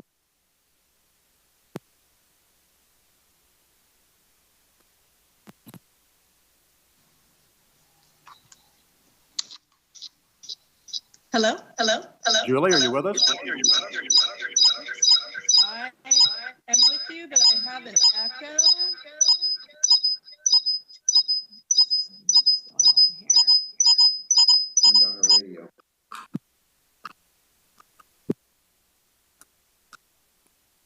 Can you hear us, Julie?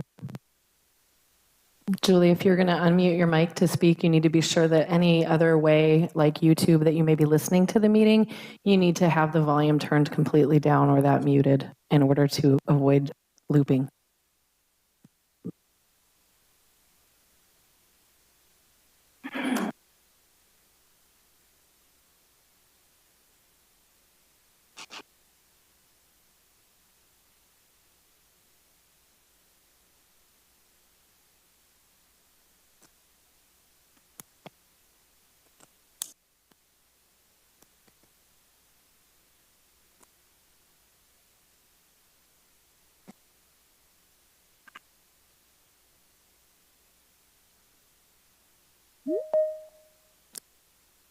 So shall we take like a 5-minute break while we work out our technical difficulties?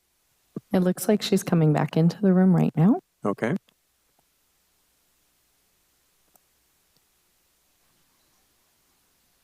Oops. Hello? Hello, Julie, can you hear us? Hello? Can you hear us, Julie?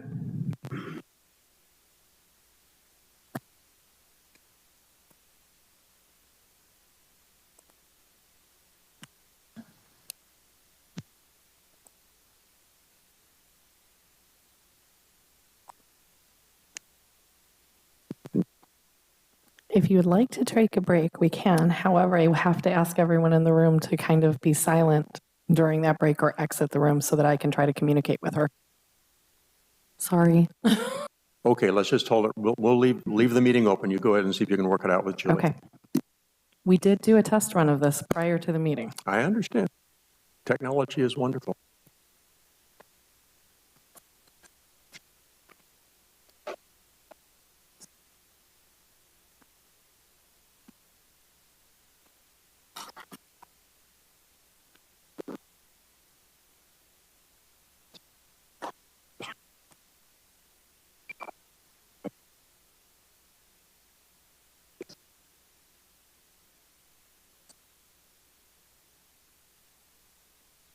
Yes, sir.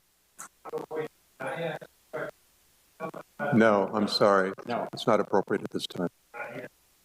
Thank you.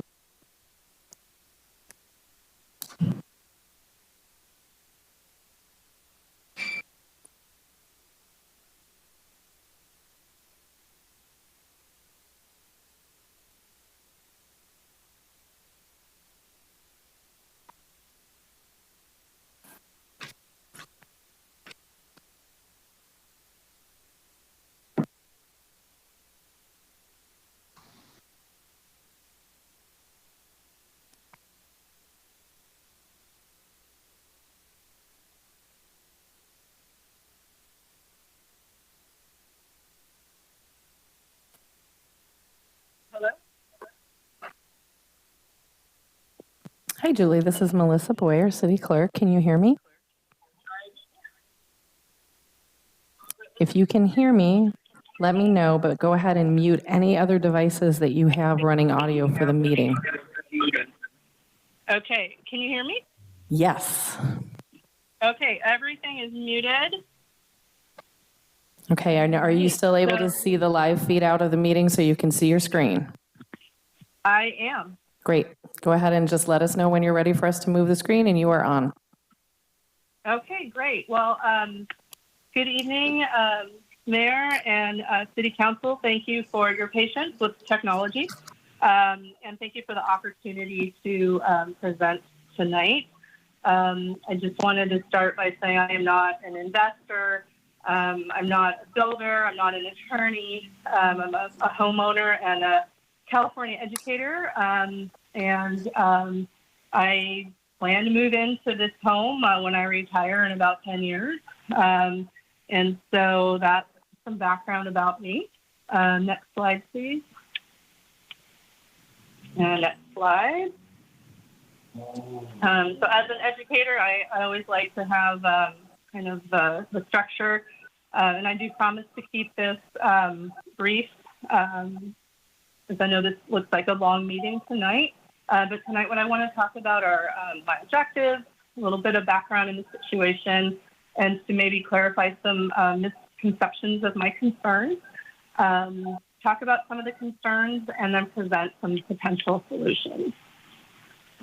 Next slide. And so once again, explaining my concerns and reasons, clarifying statements, examining the impact of the lot split on the neighboring properties. I have some similar pictures to what Ms. Bannister showed, and talking about liability of the lot split due to impact on other properties, and then once again, the potential solutions. Next slide. So one of the misconceptions has to do with noticing. Had I been noticed properly? When I did the public records request for the mailing, I did notice that my address on there was incorrect. A clerical error, those things happen. However, had I been noticed at my Redwood City address, I definitely would have participated in this process at the front end instead of having to go through the appeal process. The city planning office and the city engineer did meet with me at the property on July 7 when I was in town. And although I did appreciate that visit, it did generate more questions for me and more concerns. And there was not a lot of data behind the decisions. When I asked to see where the buildable lot or the buildable part of the lot was, they were not able to show me that. And it also seemed like there may have been some issues around equal access in this process, which I'll go into later.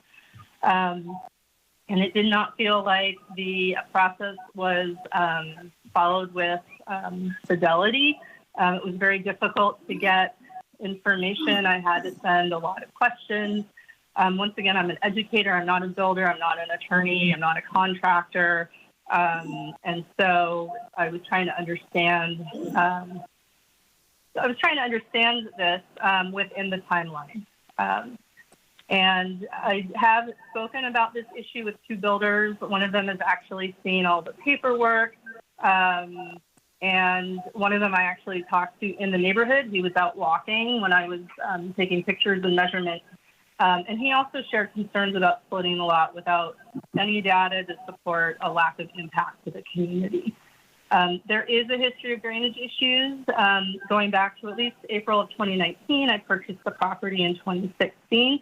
And when I brought this up on July 7th, the team that came out to meet with me claimed that they were not aware of the issues. So that's also a concern that there's a history going back a few years, yet this all of a sudden seems to be something that is new knowledge. Next slide, please. And then a concern I just want to bring up, I know that this is probably not part of this appeal process, but I do think it's important to note that when the structure that was on the property, on the 12th Street property, was demolished in November of 2021, my fence was cut. So I was at the property and cut fence. It was not deer. And I did notice oak trees that had been cut on the property. It was like firewood up there. And then I do have a concern with all of the difficulty I had dealing with the city on this issue, to find out that an elected official was involved in this application. It gave me the appearance, at least, of a potential conflict of interest in the filing of the project. So that's my perception based on some of the difficulties, as well as kind of finding out some of the other information just through a Google search, not through transparent means. Next slide. So the first concern has to do with consistency of city ordinances. And so my understanding from Ms. Bannister is that there's an established minimum of 120 feet width on these lots, and this variance is allowing for 100 feet or 106 feet on my side. And so my question is, if the minimum is 120, but we're not following that, then it's actually not a minimum. And this is setting a precedent potentially for other types of minimum requirements, not just on this property, but really on any property within the city. And so it makes me wonder, if we're not following these minimums, then who's liable for damages if such damages should occur? And is this good for the community? Is a minimum really a minimum? Is really what my question is. Next slide, please. Another concern I had was the interpretation of the CEQA 32 exemption. As a district and site school administrator, I've been involved with school closure processes where we do a CEQA in this case.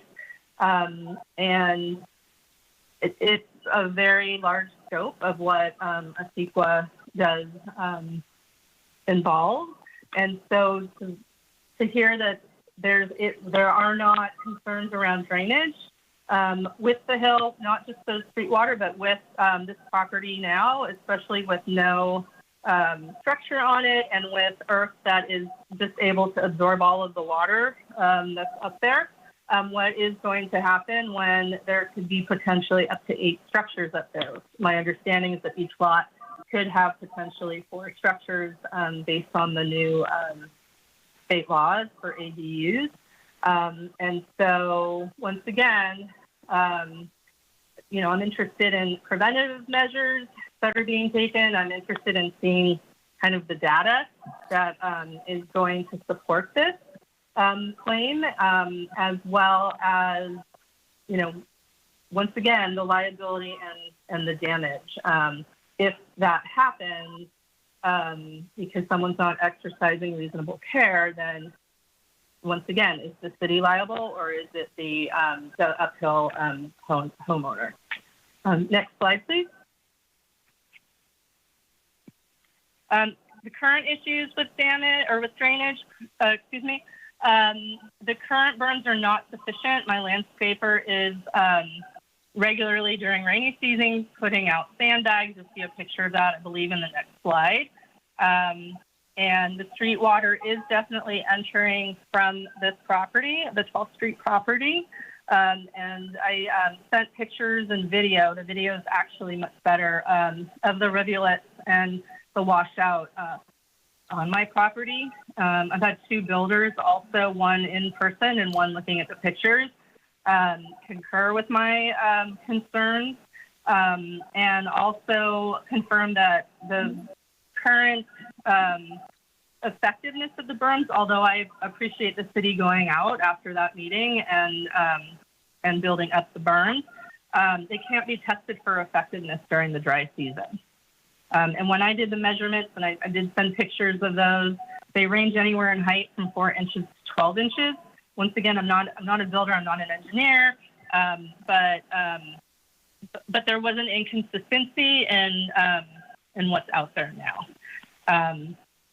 Lack of clarity as to what the city will address in terms of drainage. I was told on July 7th, once again, that the issues where the sandbags are in the next picture in the driveway of the 12th Street property would be handled by the city, but I was required to handle any issues on my property of the driveway.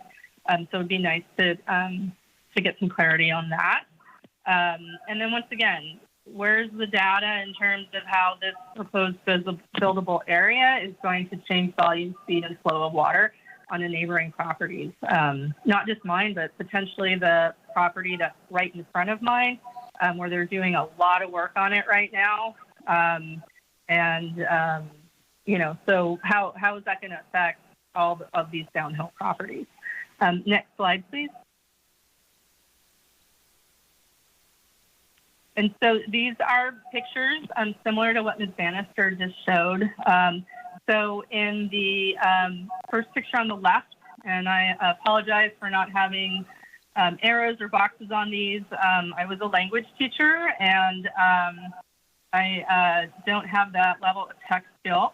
But if you look at the yellow fire hydrant, and then you look past the pile of mulch, you'll see sandbags, which are above the driveway on 12th Street.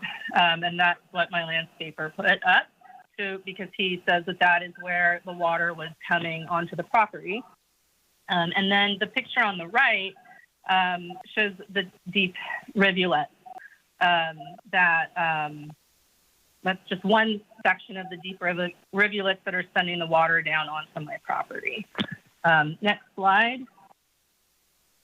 And I'm not sure, I think because this is a PDF that it's not possible to see the video. Is that correct, Ms. Boyer? Oh. The video is playing. You might want to turn, oh, thank you. Unfortunately, it's not great quality, but once again, I also sent this to the city council, and it's pretty much like it's almost like a creek with a current in it. And going all the way down the road. And this is coming partially from the street and partially from the 12th Street property. Okay. Maybe we'll go to the next slide.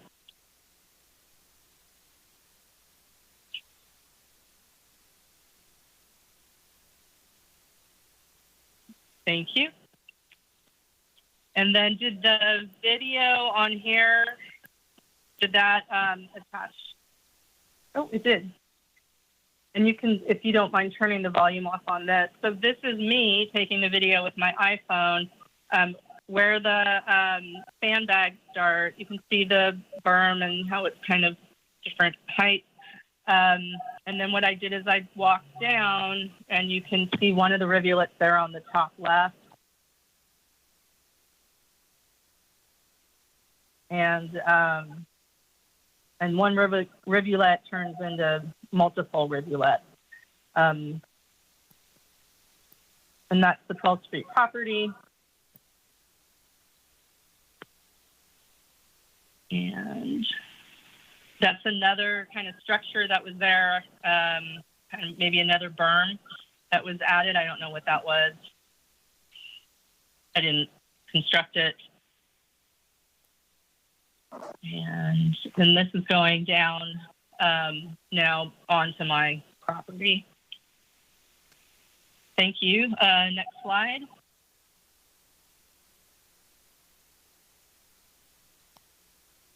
Once again, I keep bringing up data. I've asked to see studies, I've asked to see data, and it just hasn't, it just has not appeared. And so I think if there is a variance and the minimum's not being followed, then it's good to know what is the what is the data that's supporting this decision? And it's very disconcerting that when I was on the property with the team from the city, the team was not able to show me, once again, the buildable area and consequently where any kind of potential setback area was or any of the other requirements. So that's a concern. Next slide, please.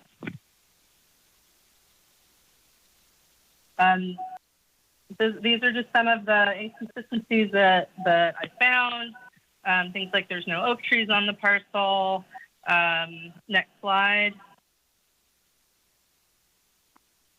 That is not a non-conforming situation. Maybe I'm wrong on that. Like I said, I'm an educator, I'm not a builder. And once again, where's the data in terms of this map and variance not being injurious or detrimental to property?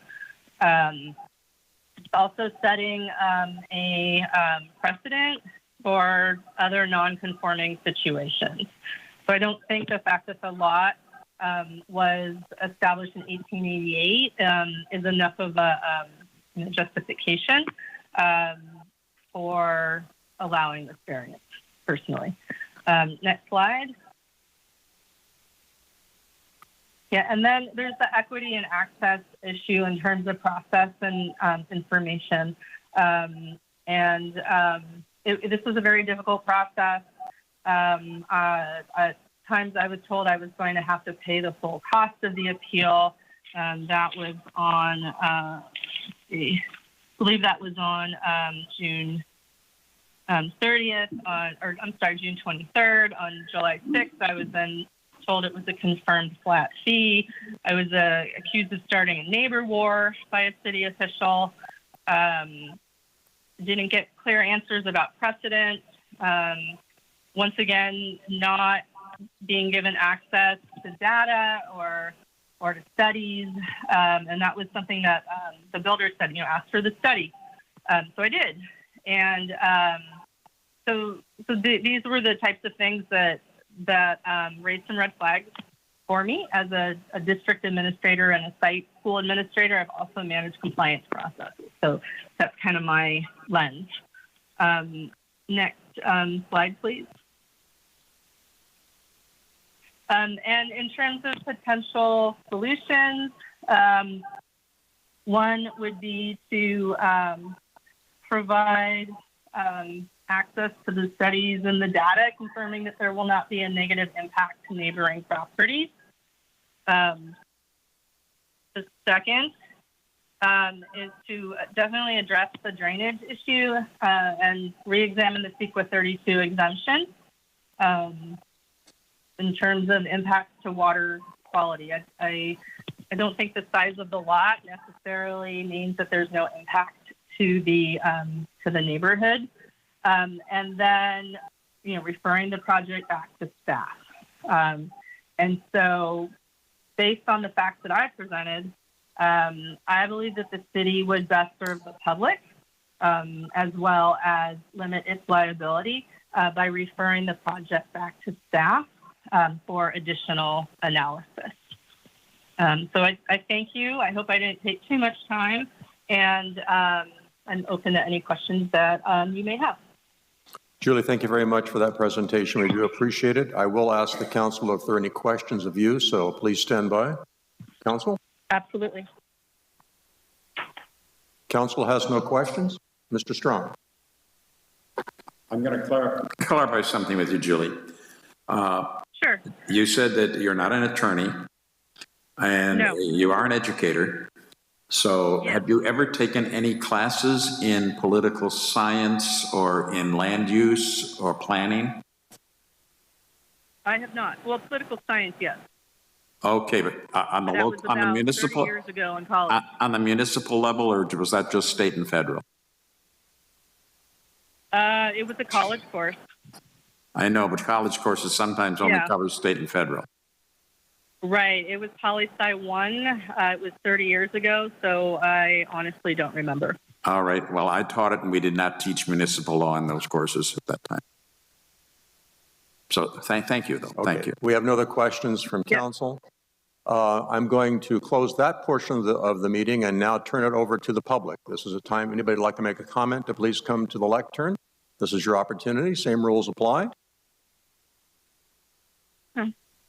Welcome. Council members, I'm Pamela Giardini, and Mr. Joe Chenard is here too. He is the project engineer, and we are the agents representing the applicant, Mr. John Bruce. I'd like to state that this is an infill subdivision of single-family residences, and so it does help meet the city's demand for additional housing, and this is for development on a lot that was created in 1888. The proposed lot does meet the minimum lot size of 15,000 square feet for its slope, and also its lot size, and it does meet the tree protection ordinance. An arborist report is submitted in your staff report.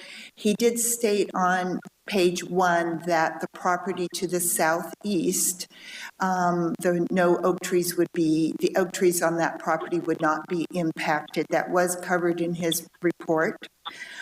We are requesting a variance because we don't meet minimum lot size. Again, this lot was created in 1888 prior to the current lot width standards. It is the largest lot in the area. Even after the subdivision of the lot, it would still be one of the larger, both lots would still be one of the larger lots in the area. The applicant's concern regarding the oak trees off-site was addressed at Planning Commission. They did include a condition of approval to make sure the arborist was on site and that no impacts were going to interfere with any of the oak trees, either to the west or to the east of the property. And again, the arborist report did state in it that no impact was expected to the oak trees to the east. He may not have noticed the ones to the west, I don't know, but the condition that the Planning Commission added will make sure that they're not impacted either. The appellant's concerns regarding drainage were addressed by the city engineer when they were out on staff, and I noticed Mr. Dave Affey is here too. If you have questions of him, plus Mr. Joe Chenard is the project engineer, they can probably state it better than I can, but my understanding is that the drainage, the permeability of the lots as it stands prior to development of the homes must remain the same after development as it is prior to development. So those will be looked at the time that building permits come in. The subdivision requires us to provide proof to the city that we can build on these lots. So we did show potential building sites, the retaining walls that were within the city's code, the potential building sites. The new owner could adjust those a little bit, but we've had to prove that they were buildable lots. However, it's not until the lots actually get subdivided and the building permits are pulled that then the street improvements go in, and there would be curb, gutter, and sidewalk going both on Fresno Street and 12th Street. And what's up on the screen right now is sort of we walked the neighborhood and took a look at where there was curb only and when there was curb and sidewalk. And as you know, when lots get split, that's when the city acquires the curb, gutter, and sidewalk so that you create a neighborhood community. So the strip on both sides of this property would then have curb, gutter, and sidewalk added to that. The project is compatible with the neighborhood, and we ask that you sustain the Planning Commission's approval of this project. And as I stated before, the project engineer, Mr. Joe Chenard, is here. Should you have more technical questions that I can't answer it because I'm not a civil engineer. And also Mr. Dave Athey is here too. Other than that, I'm here to answer all other questions. Thank you very much. And I gave you a little more time because you are the original applicant. I want to make sure you had the opportunity to comment on the comments that were made during the appellant's presentation. So we are in public comment right now. If you would like to make a public comment, this is your opportunity to come to the microphone. I see one person rising. My name is Richard Kenny. Dr. Kenny, I'm a recent arrival here in Paso Robles, so this question is out of ignorance. I come from Santa Fe, New Mexico before I came here. Any planning steps had to go through a historic review. I wonder if that occurs. Is that sort of applied automatically, or could I just get some kind of information on that? We'll get you an answer for that. Anything else, sir? No. Okay. Is there anyone else who would like to speak? Do we have anyone online? No, sir. I'm going to close public comment, bring it back to the council. We do have that one question, so could staff reply on the application of historic standards to lot projects such as this? The city does have a historic resource inventory, and when a property that is subject to that inventory is part of that inventory, we do review it for, whatever the proposed development is against our historic standards. The building that was removed was not on the historic resource inventory. I did go out and observe the structure, and we discussed it. It was not in good shape. It was not a high quality, a special building. It was very small. It was rather hodgepodge and not of any historic it wasn't worthy of being preserved. Very good, thank you. I do have some questions, and whoever is appropriate to answer, please sound off. There was a concern expressed by the appellant that an oak tree had been removed during the demolition of the old house. Can someone clarify that for me? No oak trees were removed. I often, arborists will want trees to be trimmed when there's going to be work done around them to prevent limbs from being ripped off. Certainly trimming trees is good for the trees in general when they're done by an arborist appropriately. I don't know exactly what was removed, but an arborist was monitoring the demolition of that building. So it's possible that there was some trimming, but no trees were removed. Thank you. And there was a concern that an elected official had been involved in the process. I'm assuming that's the propinquity of the residences, not any sort of advocacy for the application. That would be my best guess as well. We did have to continue the project because we didn't have a quorum last time. As we all know, there are two council members who are conflicted for having properties nearby, but they were not involved with the application as far as I'm aware. Thank you. So that's been resolved tonight. Several times there were references to water quality impact. It seemed to me that the references were actually talking about water quantity impact. Is that correct? I think that's a fair assessment. The city engineer is here as well, and when I get in over my depth, but yes, it seems to be a water quantity issue, which would, as we've stated before, be addressed at time of grading permit. Thank you. And then questions, questions of data for speed and water flow and buildable area and setbacks. Those aren't usually products of a lot split. Aren't those usually products of a design process to use the property? Yes, we did provide all the studies that the city, all data was provided to the appellant. It's just that we don't have a huge amount of it at this time. As you stated, we will gather more information before we issue building permits. But yeah, we don't have a study of how much water is flowing down the road at this time. Doing our best to mitigate that, the water that's flowing. Okay, and there was a concern over a discrepancy of how this the appeal work would be billed, whether it was a flat rate or an hourly rate. So the City Council adopted a resolution in 2006 that set a deposit amount for certain planning applications, and the intent of that resolution was to set an approximate value of or amount that staff anticipated to need in order to process certain types of applications. An appeal appears on that resolution, and it has a deposit amount of $200. It is intended to be a deposit, and the applicant is meant to pay all time and materials towards the processing of that application.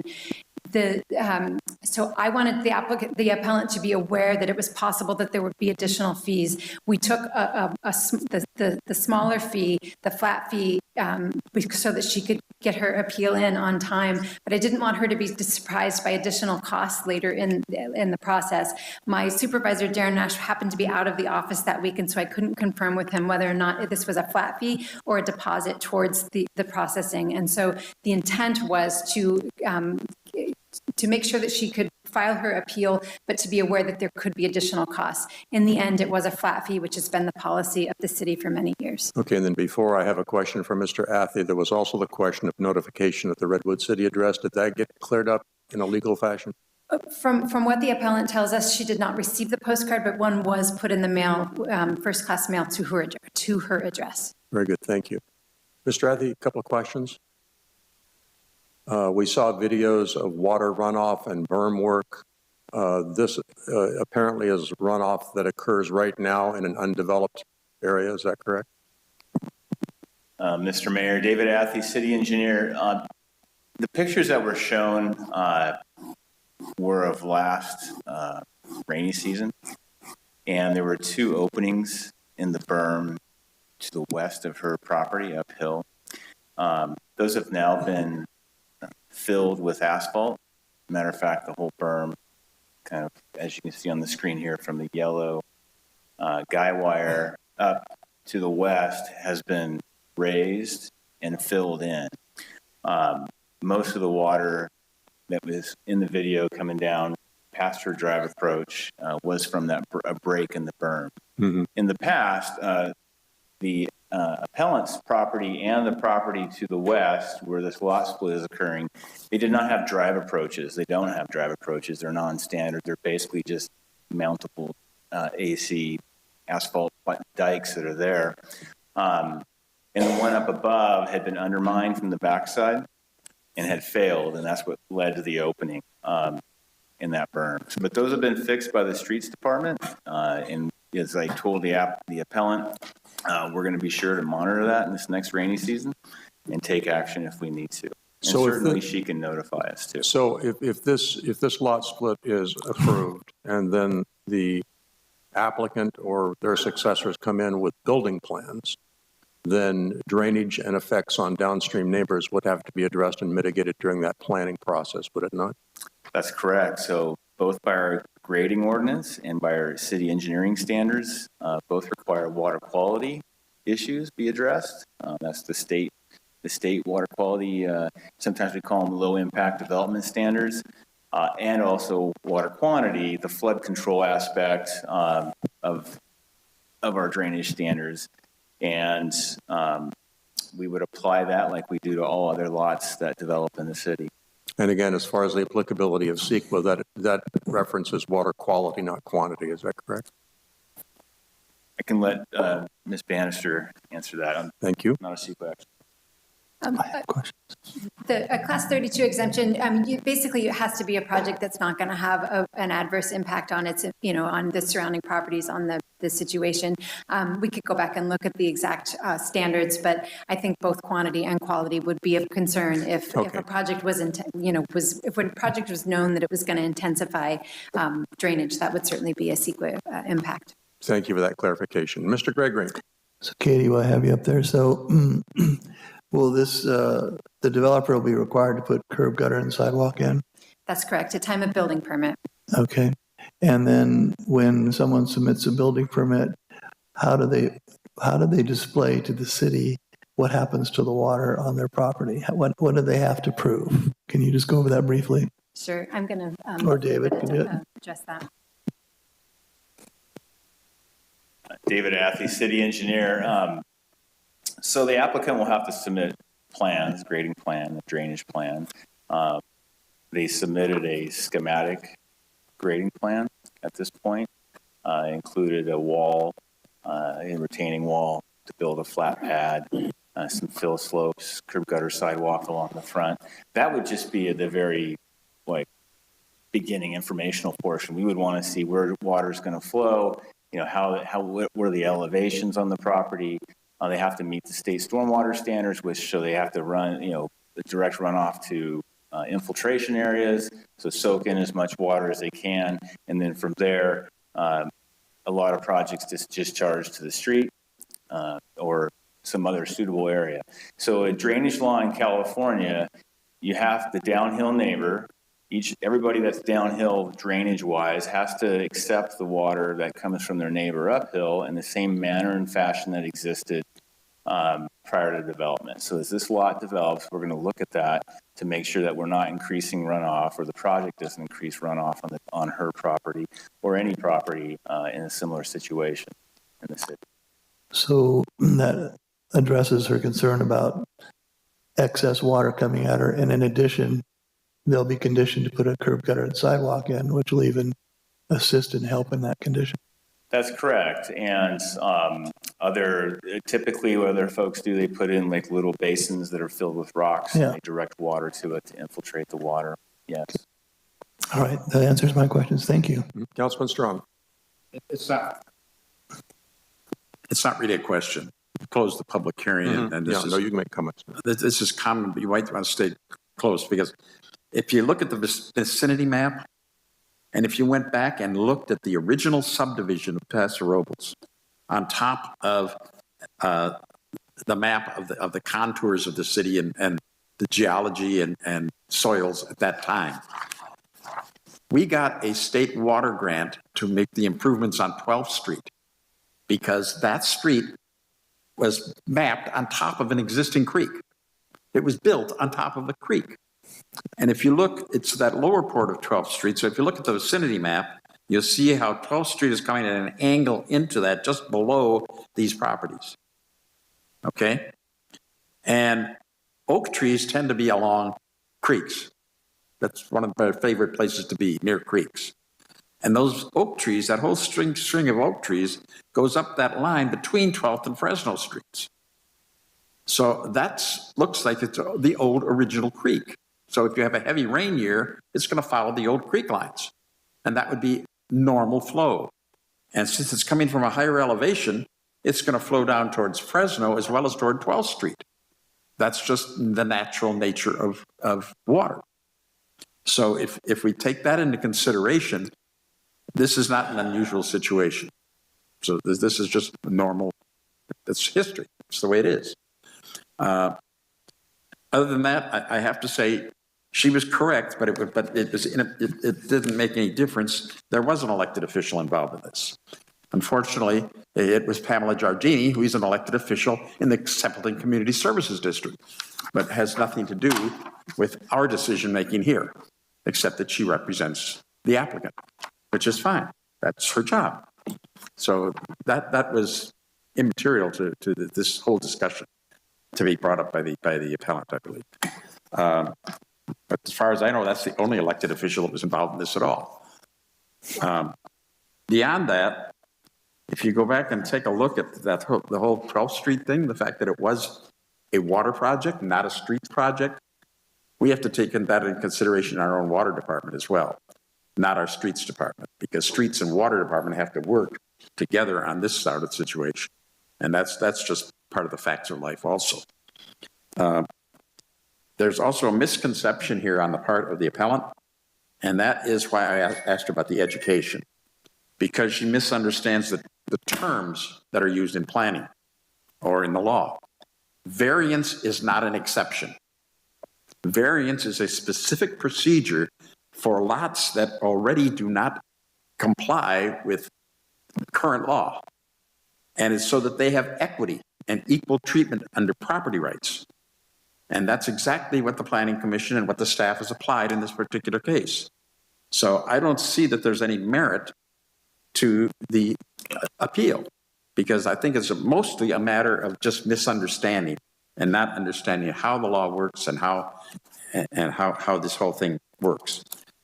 They're going to do everything they can to minimize impacts on her property, but there is no precedent, because this is exactly what variance is for, is so that it doesn't create a precedent because a situation already exists. If this were an exception and not a variance, that would be possibly creating a precedent. But there's no precedent being set in this case. Thank you. City Attorney had something to say? I did. I just wanted to note for the council, we did receive an email from the appellant stating she'd like to clarify a few points if possible. I just wanted to note that on the record, it's really up to the city council whether you'd allow the appellant to speak beyond sort of the contours of their appeal earlier.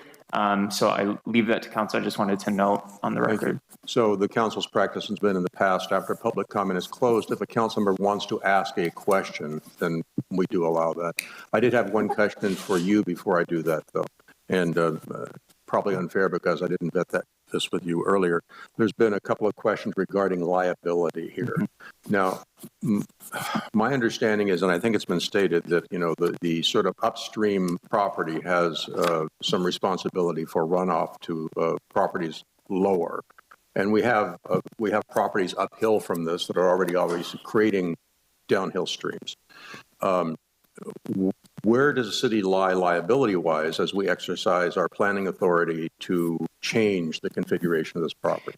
I think the easiest, it will sound like a roundabout answer, Mayor, but I think the easiest way to think about it is the item before first the Planning Commission and now on appeal before the City Council is specific to the entitlements for the map approval and the variance. So I don't know that issues of liability, which would be very fact specific and I think would, engage both the facts associated with the property owners at issue and then the city's obligations with respect to public improvements would be hard to speculate on. But I do think it's an issue that may be beyond the scope of the entitlements at issue. Thank you very much. Any other comments, Mr. Gregory? I'd like to make a motion when you're ready. Okay, you don't want any more conversation with the appellant? No, I don't have any more need for that. I don't have any need to. Okay. So I'd just like to make a few comments before I make my motion. I think I'm involved in a lot of property issues with Katie too, by the way. But she's done, I think, a really thorough job on this. The oak trees, I feel, are adequately protected. She has an arborist in place. The water runoff is an issue, but at the time of the building permit, that'll be dealt with for the building. Curb gutter and sidewalk will be required, which will greatly enhance the street right there. I think that we've been fair in every way we can be. I personally like the size of the 15,000 square foot lots. It's larger than anything there. And it provides very clear building sites that I think that the property owner can build.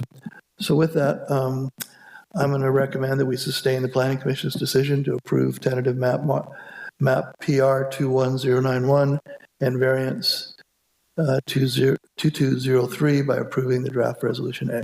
Second. Motion by Councilman Gregory, second by Councilman Strong.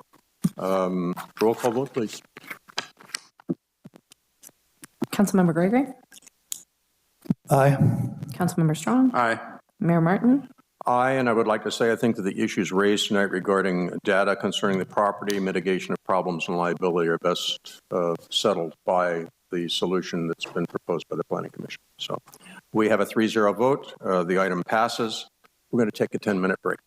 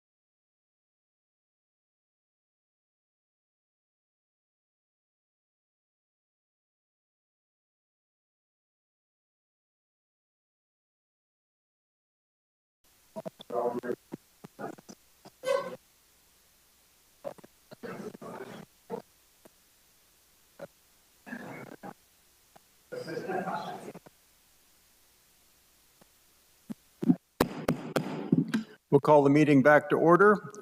We have now arrived at discussion items on item number 25 on our agenda, connecting Cal Poly with the Paso Robles Space Innovation and Technology Park. Mr. Sloan.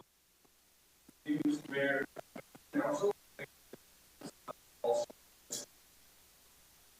Just very brief. Do we have a microphone on for you, Paul? Isn't it? There you go. Good. It's all right. We will not hold the city clerk, Melissa Boyer, responsible for the... Anyway, thank you very much for the opportunity to do a very brief introduction to this topic this evening. And as part of that introduction, I would just like to quickly reference the Paso Robles City Council adopted goals, the document, and all of the significant amount of work it represents on behalf of council, staff, and the community members that participated in defining and refining these goals for the city for the next coming years. In the goal areas under economic development and vitality, among the action items that are defined includes adopting an updated economic development strategic plan. And this is sort of the broader area that we'll get to the subject this evening. As part of that, as you know, the city is contracted with Will Dan Financial Services to work on the updating the economic development strategic plan. And as you recall, in June, the team from Wildan was here. They conducted a number of one-on-one meetings, including one-on-ones with all of the members of council, as well as with leadership from local stakeholder groups, the Chamber of Commerce, the Wine Alliance, Main Street, Travel Paso, the Hispanic Business Association, as well as met with the dean of the North County Cuesta campus on training programs and workforce development subjects. Well, Wildan is back again for their second in a series of visits over the coming months. And on this visit, they're doing a deeper dive into the commercial side, meeting with commercial realtors, developers, et cetera. Yesterday morning, they had a very constructive working session with City Manager Lewis. This morning, they met with Warren Frace, Community Development Director, on housing-related issues. And President Chambers tonight, this evening, is Molly Mchugh, who is the Managing Principal with Wildan. And as part of this economic development strategy, as noted in the action plans, is the aspect of diversifying the area economy. And that's what brings us to the specific point before council this evening. And that is the subject of the potential spaceport project and the adjacent tech corridor area.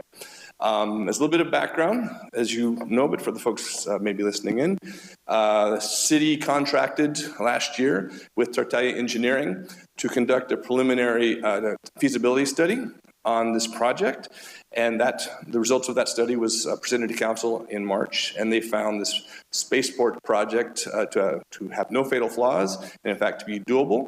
As a result of that, council approved a phase 2. Phase 1 was the technical feasibility study. Phase 2 was again with Tartaglia Engineering, an engineering firm with extensive experience with our airport. Phase 2 is moving deeper into the technical aspects of this project. Also, in the past, earlier this year, in a related action, Cal Poly submitted a letter of intent, or LOI, that was signed with the city, in which Cal Poly expressed their intent and desire to have a more enhanced and working relationship with the city as related to the spaceport and the tech corridor. As part of that, this evening, we have before council a proposal from Cal Poly, and this is sort of a bridge to what would be phase 3. So we have sort of the phase 2 in process with Tartaglia Engineering on a technical aspect. This would be a sort of a bridge or liaison toward phase 3, which is submitting the actual spaceport application sometime over the coming year. So to present their proposal this evening tonight, we have representatives from Cal Poly to present their proposal. And so sorry for the lengthy, brief introduction, but that's sort of the context where we are. So with that, I will turn the microphone over to the Paul Jurisen from the Cal Poly DX Hub, who can introduce himself in the project. Thank you. Welcome. Thank you. Council members and Mayor Martin. I appreciate being here tonight. I'm Paul Jurison, the director of the Cal Poly Digital Transformation Hub, and I'll give you a little update on what the Digital Transformation Hub is. But the proposal that you have in your packet comes from the Digital Transformation Hub and the work that we do at Cal Poly. So let's see if I can do this right. I can never do the slides, but I did this time. So one of the things that I tend to do is give a little background on what we're going to talk about today and what our organization does and how it might fit into how we might work with the city of Paso Robles on the spaceport and the components of that project where we think we can best be of value. But just a quick little overview on Cal Poly. I think everybody pretty much knows what we do, but we're down in San Luis Obispo. The first block up there on the slide is really the most important piece. So what we really try to do at Cal Poly is make sure our students, when they graduate, are ready on day one to get into the workforce and start working. So we have hands-on labs, we have experiential education, we focus on real-world experiences so that our students have that background when they get out into the world. And part of what we want to talk about today is how can we work with you all and at the same time get our students that experience in working in the real world. So Cal Poly's got about 22,500 students when we start in September, about 9,000 acres in size and all the components that we have. About 93% of our students are working in their fields after 9 months of graduation. And we like to talk about our awards, right? So we've been rated the best master's level university for 29 years in a row. Maybe it's 30 now, I don't know. And the #1 most innovative in the West. So that all kind of fits into the picture that we're talking about here. Now to the Digital Transformation Hub, which we call DX Hub for short. It's a little bit easier to talk about that way. Just some highlights of that. The Digital Transformation Hub was founded about 5 years ago, a little over 5 years ago. And it's a partnership, public-private partnership with Amazon Web Services.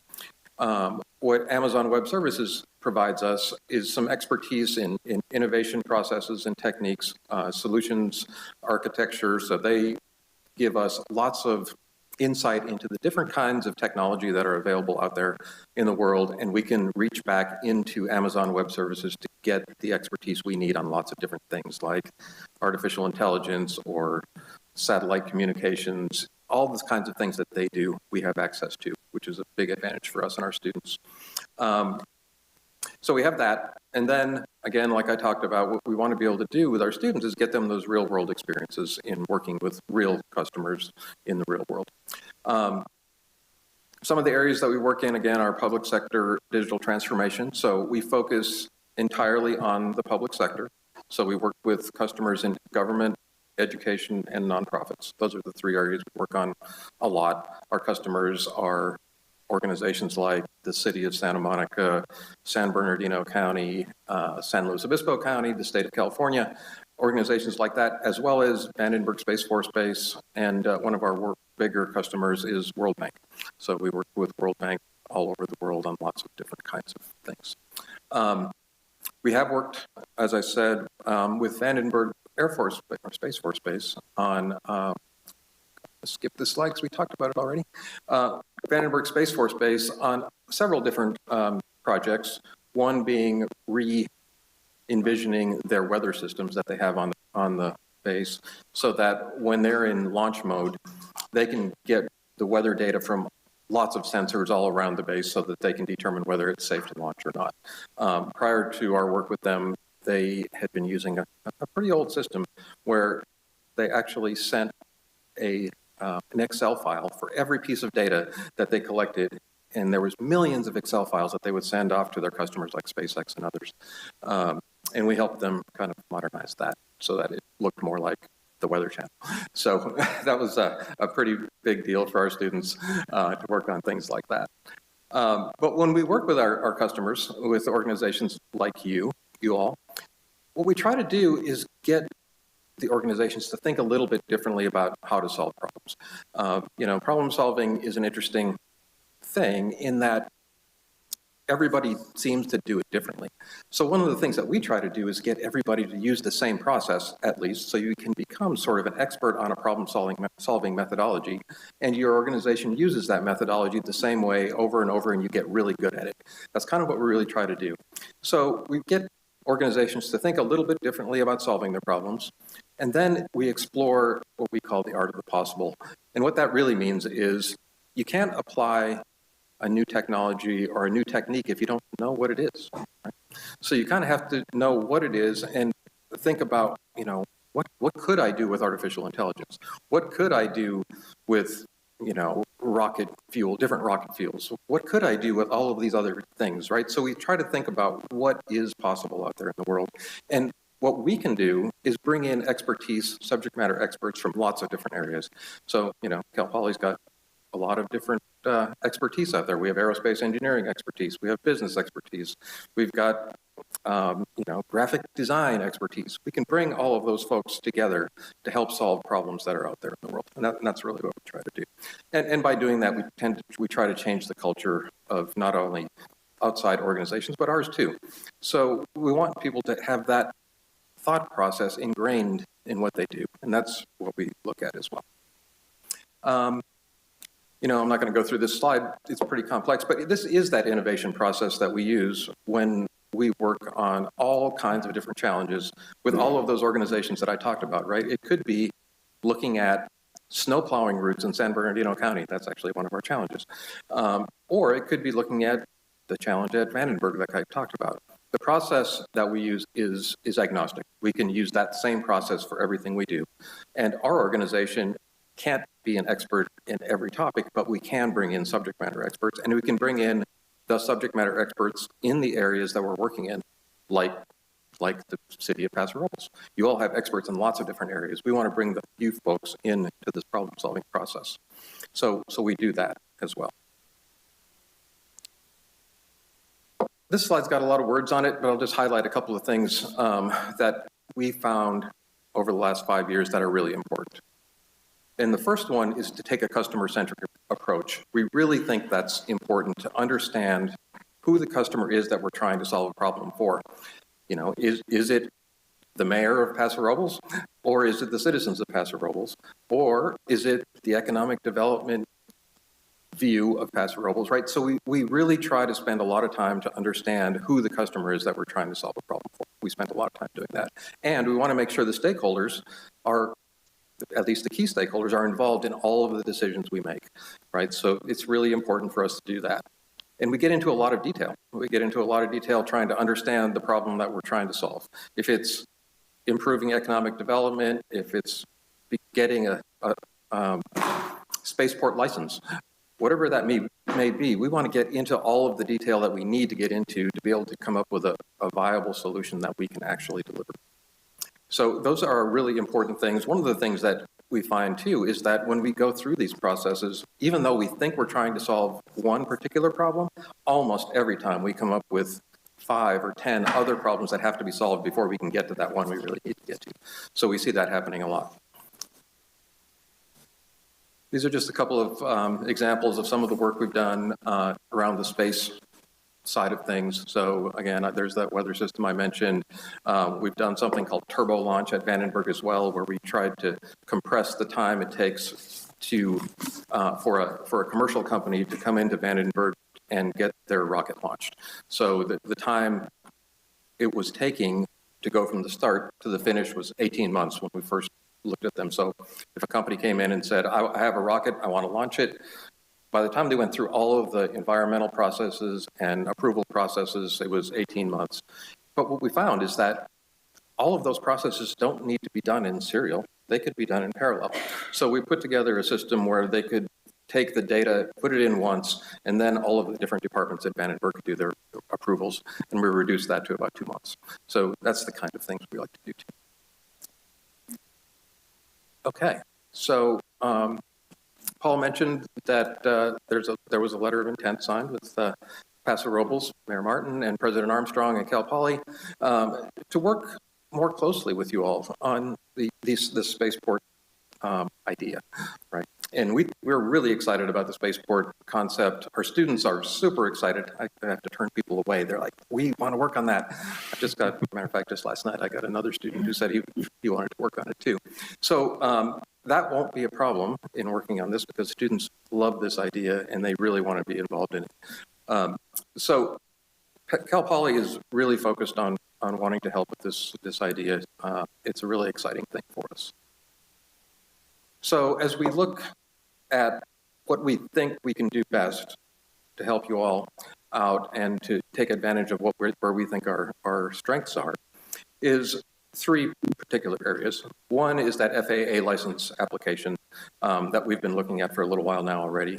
And one of the things that we can do, especially with our students, is that someone actually has to fill out the license, right? And it's pretty extensive. Some of it's not super technical, some is. So one of the things we can do, and we have done some of already, is to bring in our experts in aerospace engineering, for example, who know about fuels and propulsion systems. And there's questions in that FAA license application that ask questions about that. You know, how are you going to make sure it's safe? And that's what the FAA cares about a lot, right? They want to make sure that whatever you do is going to be safe before they give you a license. So we have students, we have faculty, we have experts in lots of different areas there who are really interested and want to get their hands involved in that. Sometimes not super complex, but our students like that too. So that's one of the things we want to look at. The second piece is the space industry ecosystem mapping and partnership development. I know you're working with another organization on that as well. One of the things that we have are a lot of contacts. We think we can bring in contacts from lots of different areas. We've done a little bit of that already. So we think there's a lot more we can do around that. We have faculty in business school, we have faculty in the liberal arts, and we have faculty in the engineering organizations. And we think we can bring many of those organizations here to Paso Robles to think about how they might be able to open their organizations here as well.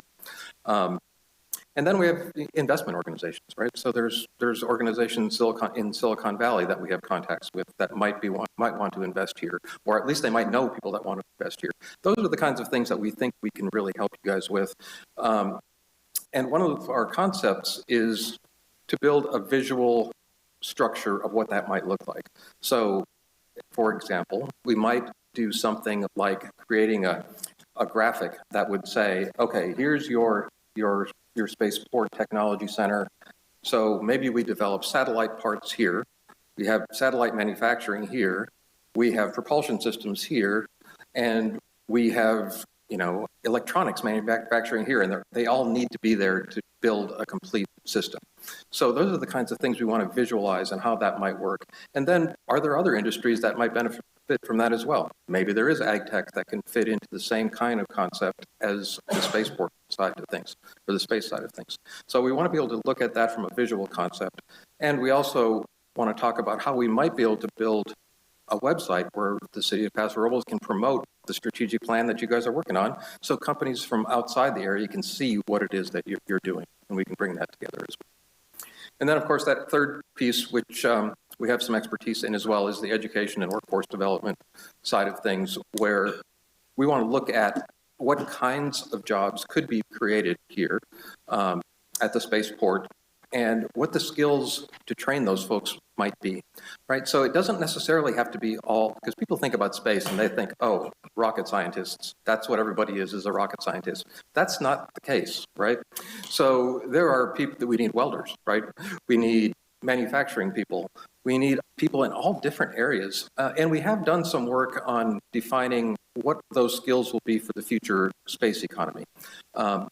And it's really vast, actually. It's not only space-oriented, but it's technical trades are really important there, as well as the engineering side of things and the business side of things. So there's a lot of activity that can be done and promoted and determined where those needs are going to be and how do you get them trained, right? Do we have the skills already? Do we have to develop new curriculum in our schools like Westo or Cal Poly to make that happen? Or are they already there? So those are the kinds of things we want to look at there as well. This is just detail from what I just said, right? It was the same as that last slide, but it's the deliverables that we would talk about doing. What's important is that when our proposal that you see in your packet is defined around specific deliverables, it's not nebulous. We want to deliver specific things, and our concept is the proposal is for a year. We think we can do all of these things within 12 months. And one key one is to get that spaceport license application done by May of this coming year, and we want to get that in because we can't have a spaceport without an approved license. That's the first thing that has to happen. So that's important as well. What I want to talk a little bit just for a second about is the team that we have assembled that we think we can put together to address this. So I'm the innovation guy, so and I manage our digital transformation hub. Dr. Elise St. John is our innovation partnership and education strategist. So she's got a PhD in mixed methods research, so she's very in tune with how to find the right information in the right places. And at the Digital Transformation Hub, she works for me as an academic strategist. So what that means is she looks at what industry needs, what the academics are doing, and what student roles are out there, and she connects them and brings them together to do that. So she's a key member of the team.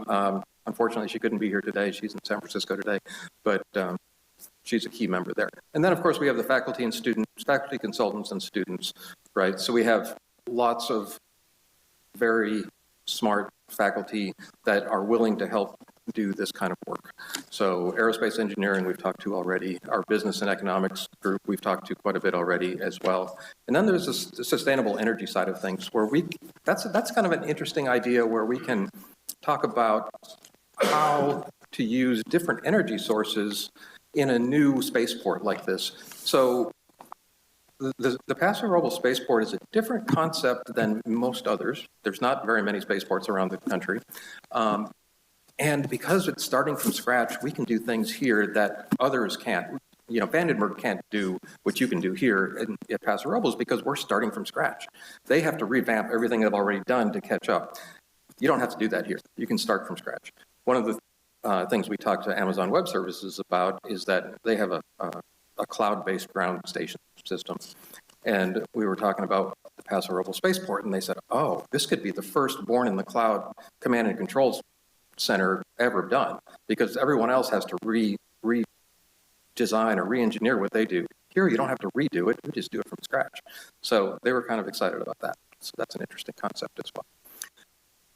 Then we have our students, as I mentioned. So the Cal Poly Digital Transformation Hub today uses students from across the university. We have project managers that mostly come from our business school. We have computer scientists that come from, of course, engineering. We have graphic design students who can help with things like websites and documentation and brochures. And all of these folks are available today. So this team is kind of ready to go. So that's our proposal. We think this could be a really exciting opportunity. We hope to work with you on it, and as well as the other organizations that you've already put in place. So I think there's a lot of opportunity to come. Right. Happy to take any questions you have. Thank you, and thank you for the effort you've gone to become knowledgeable about, you know, our dream of having a spaceport and presenting such an integrated idea here, because this is obviously a project that has wheels within wheels, and if it's not organized properly and lubricated properly, it's not going to run very well. So questions from council? Mr. Hammond? Yeah, Paul, thank you for your presentation. IT graduate, industrial technology graduate, 1976, and I'd love to be able to get back in the saddle to and maybe sit in on some of these meetings. I think it'd be really important actually to hear the process that students would be going through, and maybe bringing our side, council-wide, from our perspective anyway, into their discussions as well during the process. I don't know when we can fit in or what that could be done, but that'd be interesting to do. Again, I think it's a very opportune for both of us, Cal Poly and Paso Robles, to work together and advance this if we can. Again, I think it's learn by doing, and we're all going to learn by doing on this thing. So thank you for your presentation. Thank you. Councilman Gregory? Yeah, Paul. So a license like this is usually about 5 years. You guys do it in 50 days? I don't know about 50 days, but. Just kidding. So as far as the process goes, and maybe you could help me, and maybe Paul could help too, but if you, as we develop a team and do this and agree to this, and you successfully submit the application, how do we continue to work with you after that? Yeah, so of those three components I mentioned, right, the first one is definitely to get that application done and out. And then the FAA does whatever the FAA does in their analysis. They're probably going to come back with questions. We're happy to work with you on answering those questions and making sure we have all the right answers for those. But at the same time, I think that it's important to look at the economic development side of things, right? Because we want to, even if the spaceport license takes, I'll make it up, 3 years to be approved, it doesn't mean that we can't bring in companies that could develop space components around the airport now, right? Parallel track throughout that 3 years. So I think many of the companies that you've already talked to, and many of the companies that might want to move here to work with other companies that are going to be there, some probably won't care that it's a spaceport or not, because they're developing components that are kind of small and they're going to launch their components somewhere, some way. But I think what we want to do is develop that ecosystem so they can all work together. I think that's important, and we can continue that. Very good. Well, thank you for your presentation. It's very good. Mr. Strong? Yeah, well, may I assume, first of all, that your proposal to work closely with Cuesta College and workforce development is going to bear fruit of its own here locally? I believe so, yeah. And as a former administrator and educator at a major university, I fully appreciate what you have just presented and think it's outstanding work. Thank you so much. Absolutely. Appreciate it. Thank you. And Paul, I got a couple of questions for you, if we could, please. So it was mentioned a little bit in the presentation. We already have interest from companies who are hearing of our aspirations regarding the development of a spaceport and tech park. Can you just give us sort of a thumbnail sketch of the people you've talked to? Sure. We have interest that comes in a number of forms, including ink on paper. So we have letters of intent from multiple companies here in California, on the East Coast, in Florida, as well as in Europe, that are all involved in different aspects. As Paul Jurison was mentioning, there's a whole ecosystem that exists of people to make different parts. And they've expressed an interest for a number of reasons, and we check a lot of boxes because of Paso's quality of life. But the very first question, and as the Cal Poly folks can tell you, that these people ask is, what is our access to talent? And when they find out we have one of the top engineering schools right down the road, that just helps seal the deal. So yes, we have written letters of intent, but we also have conversations with other companies that are saying, wow, keep us in the loop on that. And as that moves forward, they may be the next people to submit a letter of intent. We have companies that have already visited the area that we call the tech corridor. And they are very interested to see how that develops as well. So we have a lot of things, moving parts in this, but we have a lot of interest from different aspects of engineering and technology companies. We've had conversations here in previous meetings about the costs associated with pursuing a spaceport license. Obviously, partnership with Cal Poly would be huge in that effort. How would it affect our costs to actually get the license? So it would be substantially less than proposals we have looked at before. There are multiple phases in this, and in the proposal in the kit, you have an actual number that they've broken out based on costs for professors and students and things. And the proposal, if this is something council wishes to move forward with, we would come back with a fully detailed proposal and a professional services agreement at a future council to approve. But we're looking at roughly 1/10 of the cost from previous proposals to get us to the point of submitting the application for the license, the spaceport license with the FAA. Okay. 1/10. And just a quick comment about how this relates to our effort to increase broadband access in the area. As far as what we need to do? No, what we've already undertaken, because we're moving down a parallel path as far as spaceport and tech corridor. So as we bring in technology companies. That is a very important point. And as Paul Jerison mentioned, there's in that ecosystem, you could have a variety of tech companies that would be interested to be here. They're all going to need broadband. And city has already taken steps to create the conduits, which are underground. We've also been awarded the EDA grant of $3 million with a match from the city, which pulls fiber optic, which Dave Mchugh, who's not here tonight, he was the point person on that in our IT department. And we have already, along with the mayor, as well as Dave Mchugh and Airport Commissioner Bill Britton, we met with the 4 different broadband companies to discuss potential solutions to really up our game out in that part of our city. Very good. Thank you. Councilman Hammond. Yeah, I was going to ask you on this, Paul, with regard to Tartaglia, and we've been engaged with them currently, and what part would they have in the future of this if we do go forward with Cal Poly? So we had some couple great meetings with that, and those were actually negotiated by Mark, our new airport manager, and I just say his last name wrong all the time. Scandalous? Sorry, he's new.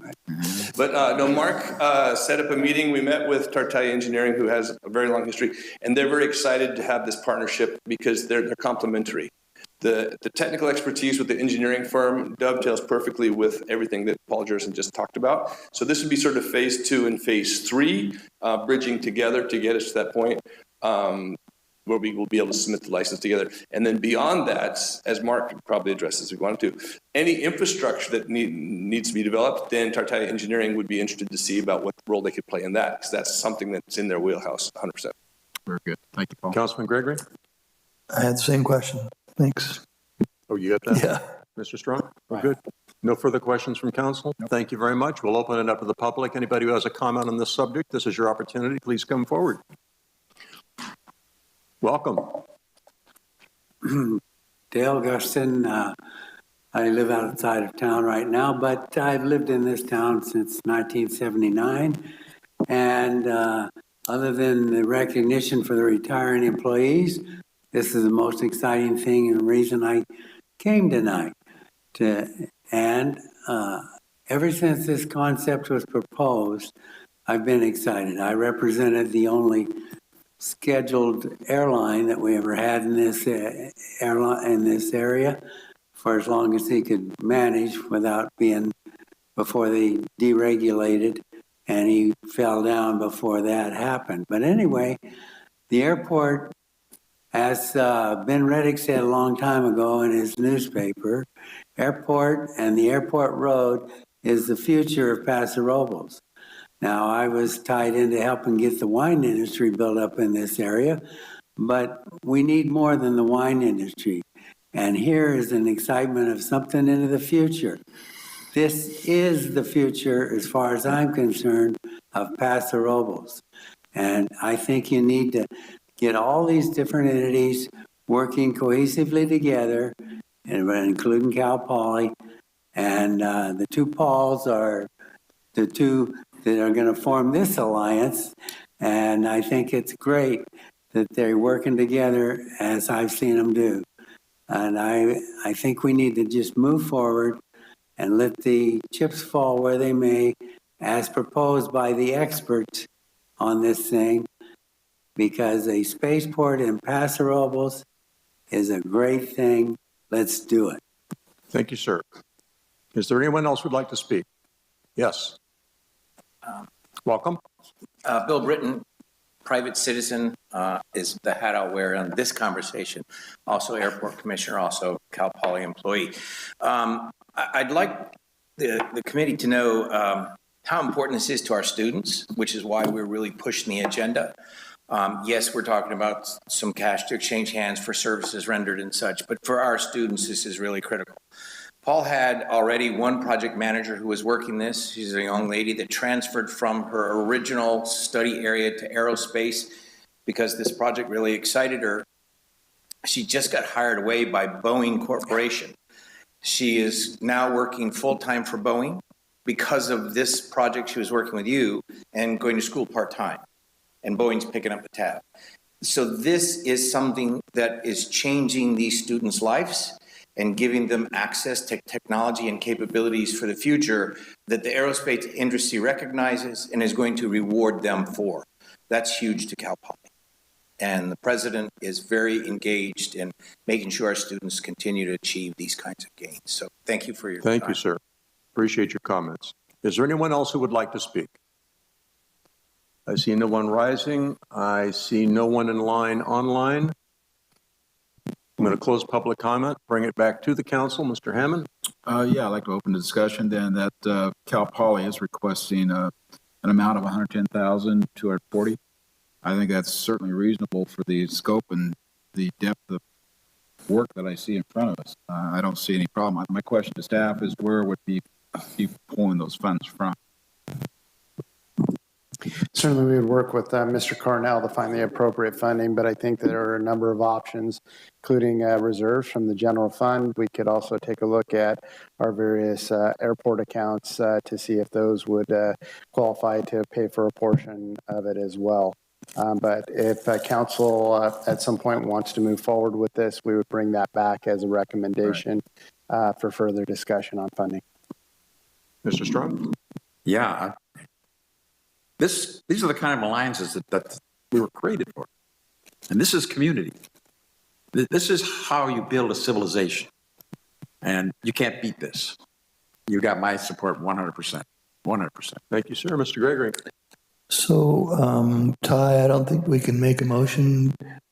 I guess it's a direction to bring it back to the council. Yeah, I think at this point, if council is so inclined, then direct us to continue to work with Cal Poly to bring back a PSA to be able to present to council with funding options, and then you can make a decision from there. So I'm going to take a guess. The mayor's in favor of this too. Go ahead, John. Quick question. I mean, as far as maybe Bill or Paul, is it time sensitive for the school to be able to have this to start at a certain time frame? I'm just curious, what their thought is because of classes and such. Paul, what do you think on that?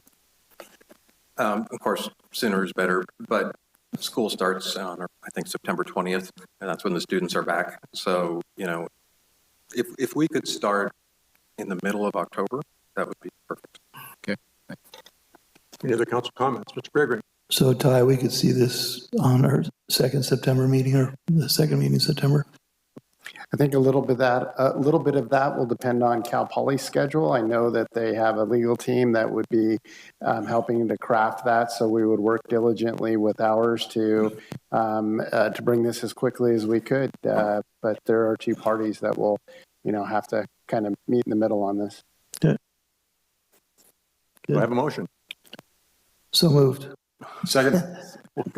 By the second meeting, second move. So I move that we have a proposal to join with Cal Poly in this process, presented at our second meeting in September, or September 19th, whatever it is, so we can actually act on this.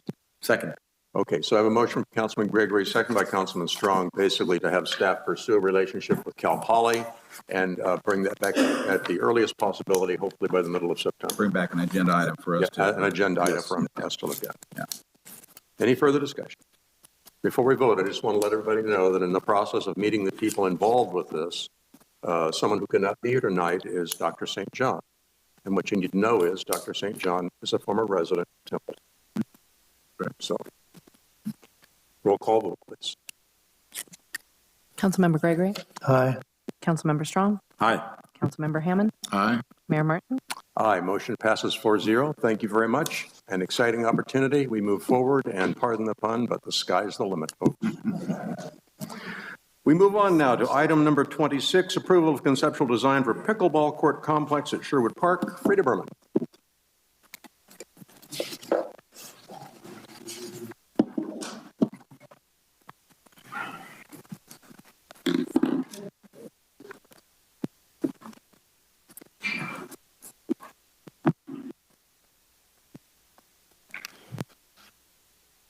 Mr. Mayor, members of the council, Frida Berman, Public Works Director.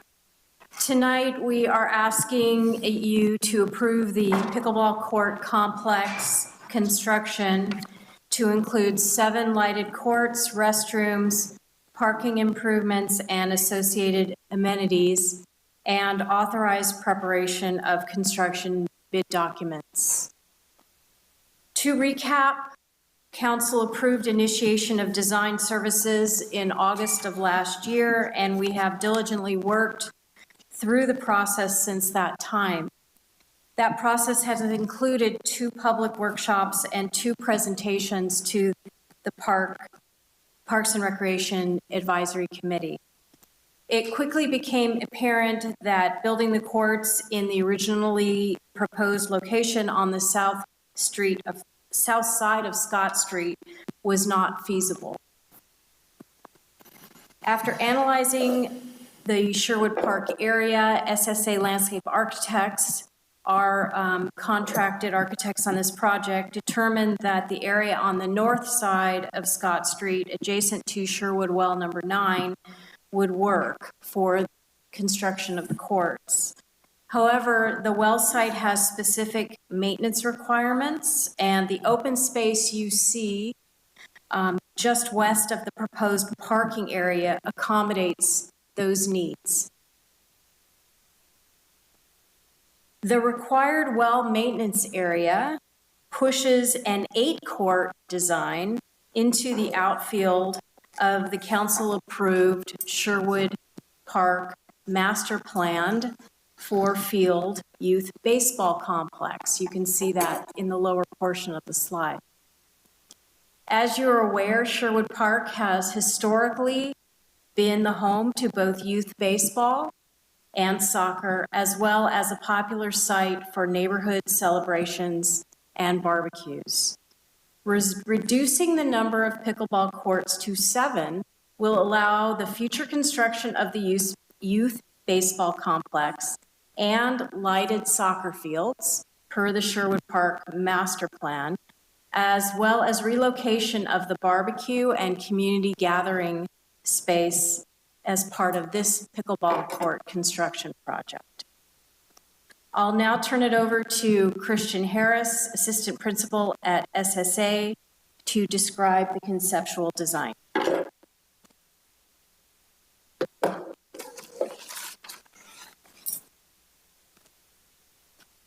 Hi, Mr. Mayor and council members. Thank you very much for your time. My name is Christian Harris. I'm Associate Principal at SSA Landscape Architects, and we've been working with the city to develop this concept plan for the pickleball complex at Sherwood Park. Building on what Frida had begun with, I'll discuss the specific design elements that we were looking at, many of which were developed along with the local pickleball community through 2 different community outreach meetings. What you see is 8, but what we would like to move forward with is 7 pickleball courts. They are all typical size, 20 by 44 playable space with a full playout space of 34 by 64, which is actually the recommended space by USA Pickleball for new construction projects. You can have multiple, either larger or smaller courts, but this is the recommended size per USA Pickleball. We would have an access aisle between the 2 groupings that you see with benches, which would allow for visibility of the courts during playing. We would have a 10-foot high fence around the perimeter of each of the courts with windscreen, as well as 4-foot high fences in between the individual courts to separate play, with a 4-foot gap on either end to facilitate access to the individual courts. Additionally, we would have individual man gates to allow players to enter the court without disrupting play of the others. The most westerly courts, or plan right, would have some sort of acoustic fence to help with noise attenuation for any of the neighbors. Largely, this would be on the western elevations and wrapping around the courts, so that would be incorporated into the construction documents in future phases, or in the future phase of this project as we develop it. We accommodated additional parking for the increase in activity to this area of Sherwood Park. I think we have somewhere around 41 stalls, in addition to 2 accessible parking stalls in the main parking lot. We've also incorporated 5 additional street parking stalls with diagonal orientation, with an additional 2 accessible stalls at that location. We've incorporated landscaping with trees in the parking lot as possible. We're not in conflict with accessibility ramps to allow for both stormwater management and beautification of the project.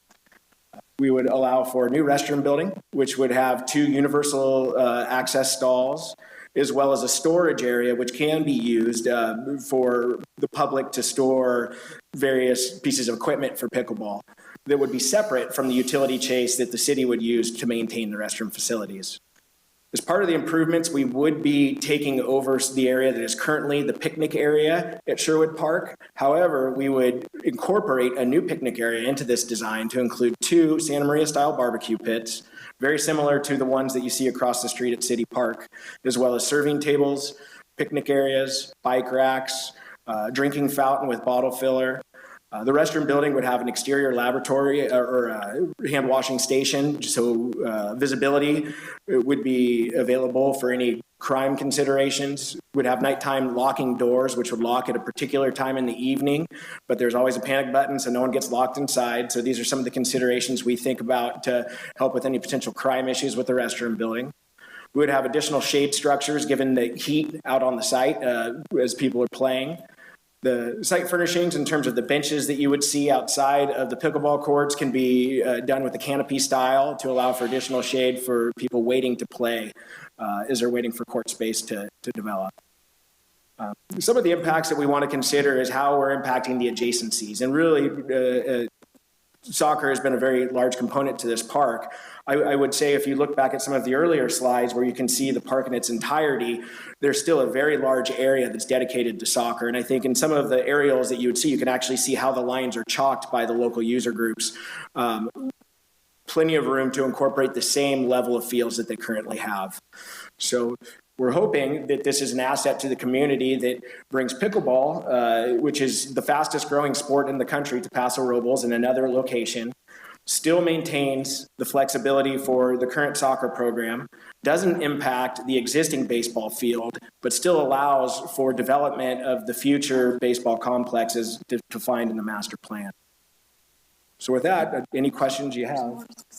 Oh, sorry, character images.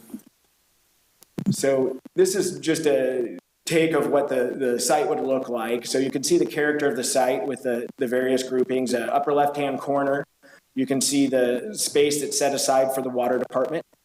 Lower left-hand corner would be the access aisle between the 2 groups. We're not showing the canopy-style benches there, but that's something that we would incorporate in future phases as we get into design development and construction documents. Lower right-hand corner shows the picnic area with the picnic tables, bike racks, barbecues, serving tables, restroom building, and shade structures. And in the upper right-hand corner, just general feel and character of the sites. The lights, we would have lighted courts. At this point, we'll work with our electrical engineers. We get into detailed drawings to really refine those locations and fixture type, but they would be lighted. And this layout is actually taken from USA Pickleball. There has been a discussion about minimizing the lights on the courts to the greatest extent feasible, which we would work with our electrical consultant to do with other adjacencies in mind. Largely, we don't want to make them so high that they're impacting neighbors, but we'll explore that to try to limit the amount of lights on the court. Other character images show the parking lot, some of the landscape features that you would see in there with vegetation to soften the overall look. Those landscape features could also incorporate bioretention to help treat stormwater, to help with the stormwater mitigation requirements that will come as we start developing the site.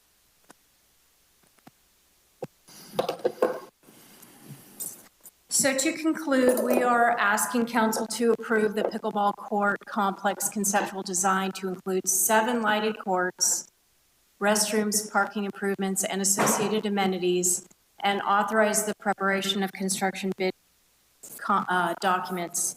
This option has been endorsed by the Parks and Recreation Advisory Committee, and both Christian and I would be happy to answer any of your questions. Thank you very much. Council questions, Mr. Hammond. Yeah, Frida or Christian, did we meet with the pickleball club to show them specifically? Because I've shown this to a couple and they hadn't seen it before. We have. They were very strong participants in both public workshops, and we also held a meeting prior to the last Parks and Rec Advisory Committee where we brought the board of the pickleball club in to vet the design with them, and they also participated in the last Park and Rec Advisory Committee. One of the things that when I showed the plan to a few of them, they really indicated that they really want to see shade, especially in our heat, during the summer. The only shade that I see is just to the south of the actual picnic tables. And I think I saw a table or two underneath that shade. Is that the intent, to have a place to sit there? It looks like you have where the bicyclist is right there. I see a table. So Yeah, Councilman Hammond, if you look at the lower left slide, that you see some benches. no, I'm talking about over on the right bottom side. Right. Yeah, So those are the picnic areas, but Yeah. we also intend to have shade over the benches you see in the lower left slide, Yeah. so that people watching the games will be shaded. Perfect. Yeah, you might be able to just run a shade right across the top of the 10-foot fence lines too, just to keep it up and high and out of the way, but that would be good. I think that's what I heard, again, from the pickleballers, that they'd love to see that. And putting lights on at night, again, matter of fact, being recused and sitting outside, it was amazing what we're seeing across the street at night right now. People are just all over that park. And I think with our heat, summer nighttime is really, really high time, so to speak. So the better we can make this court system, I think the more it will be used at night. So, well done. Mr. Strong? Thank you for answering all of my previously out of order questions. It's all a matter of sequence. Councilman Gregory. Yeah, by the way, Mr. Hammond, I spoke to Larry Werner today, and he's in favor of the 7-court layout. I did have a couple of questions, though. Did you say sound attenuating? What would that be for? Because we don't have any neighbors. Yeah, we do. To the east. I saw that too. The closest is to the east, beyond the water. Where would it go on here? I didn't see it where it's indicated. Well, there's also the noise from pickleball courts is extremely loud.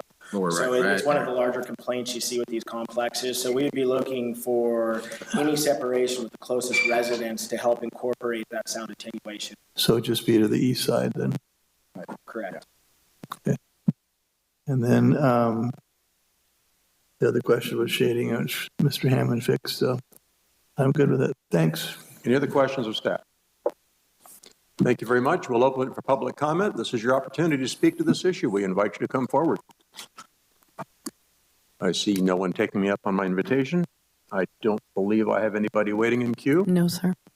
I'll close public comment, bring it back to the council. Mr. Gregory. I'd like to make a motion that we approve the pickleball court complex conceptual design to include 7 lighted courts, restrooms, parking improvements, associated amenities, and authorized preparation and construction bid documents. Second. Motion by Councilman Gregory, second by Councilman Strong. If there's no further discussion, roll call vote, please. Councilmember Gregory? Aye. Councilmember Strong? Aye. Councilmember Hammond? Aye. Mayor Martin? Aye. Motion passes 4-0. Thank you very much. Item number 27, council consideration of revised MOU with El Camino Homeless Organization and the dissolution of the ECHO Ad Hoc Committee. Mr. Lewis. Thank you, Mr. Mayor and Council. So tonight before you, we have an agenda report per your request. As you recall, in February, that ECHO came forward asking for a one-time grant to cover staffing costs and the amount of $444,000. On March 15th, the council did consider that request and ultimately formed an ad hoc committee comprised of Mr. John Hammond, Mayor Pro Tem, and Councilmember Steve Gregory to consider the request. As part of that, the ad hoc was formed and heard a whole bunch of public input at various stakeholder meetings to evaluate the potential for awarding the funds requested. Eventually, council did approve the funding request and budgeted it as of May 17th. But they also requested that staff return to ECHO to create an MOU that would outline the provisions for when and how that money would be awarded, based primarily on key performance indicators. We're happy to report that the ad hoc, as well as ECHO and staff, all met together on several different occasions to bring forward the mutually approved MOU before you tonight. for full council consideration. There are a number of key performance indicators in there, and some of those to highlight address mitigation impacts for guests from the Echo facility that coming and going from that facility. They also address programming Monday through Friday to engage clients 4 hours a day. Quarterly reports that council is interested in, including financial, operations, as well as expense reports. There are also information in there that we're requesting regarding community engagement and a stakeholder committee to address some of the business owner concerns in the area, as well as council concerns, and of course, public safety concerns associated with the frequenting of homeless folks in the area. Also, Echo is aware of the city's request for 24-hour per day telephone lines so that folks can call into Echo with concerns regarding homelessness or other issues that Echo might be able to direct them towards resources that might be beyond their purview. And of course, documenting their efforts to increase visitors and provide on-site mental health counseling. Of course, there's the preference that will continue for shelter occupancy for local guests and those that are from the area, and their continued search for additional funding beyond just what the city is offering them in this particular grant opportunity. So with that, I am happy to answer any questions that you have regarding the MOU in particular, of course, staff is recommending that you approve the revised MOU to begin providing payments on a quarterly basis to Echo.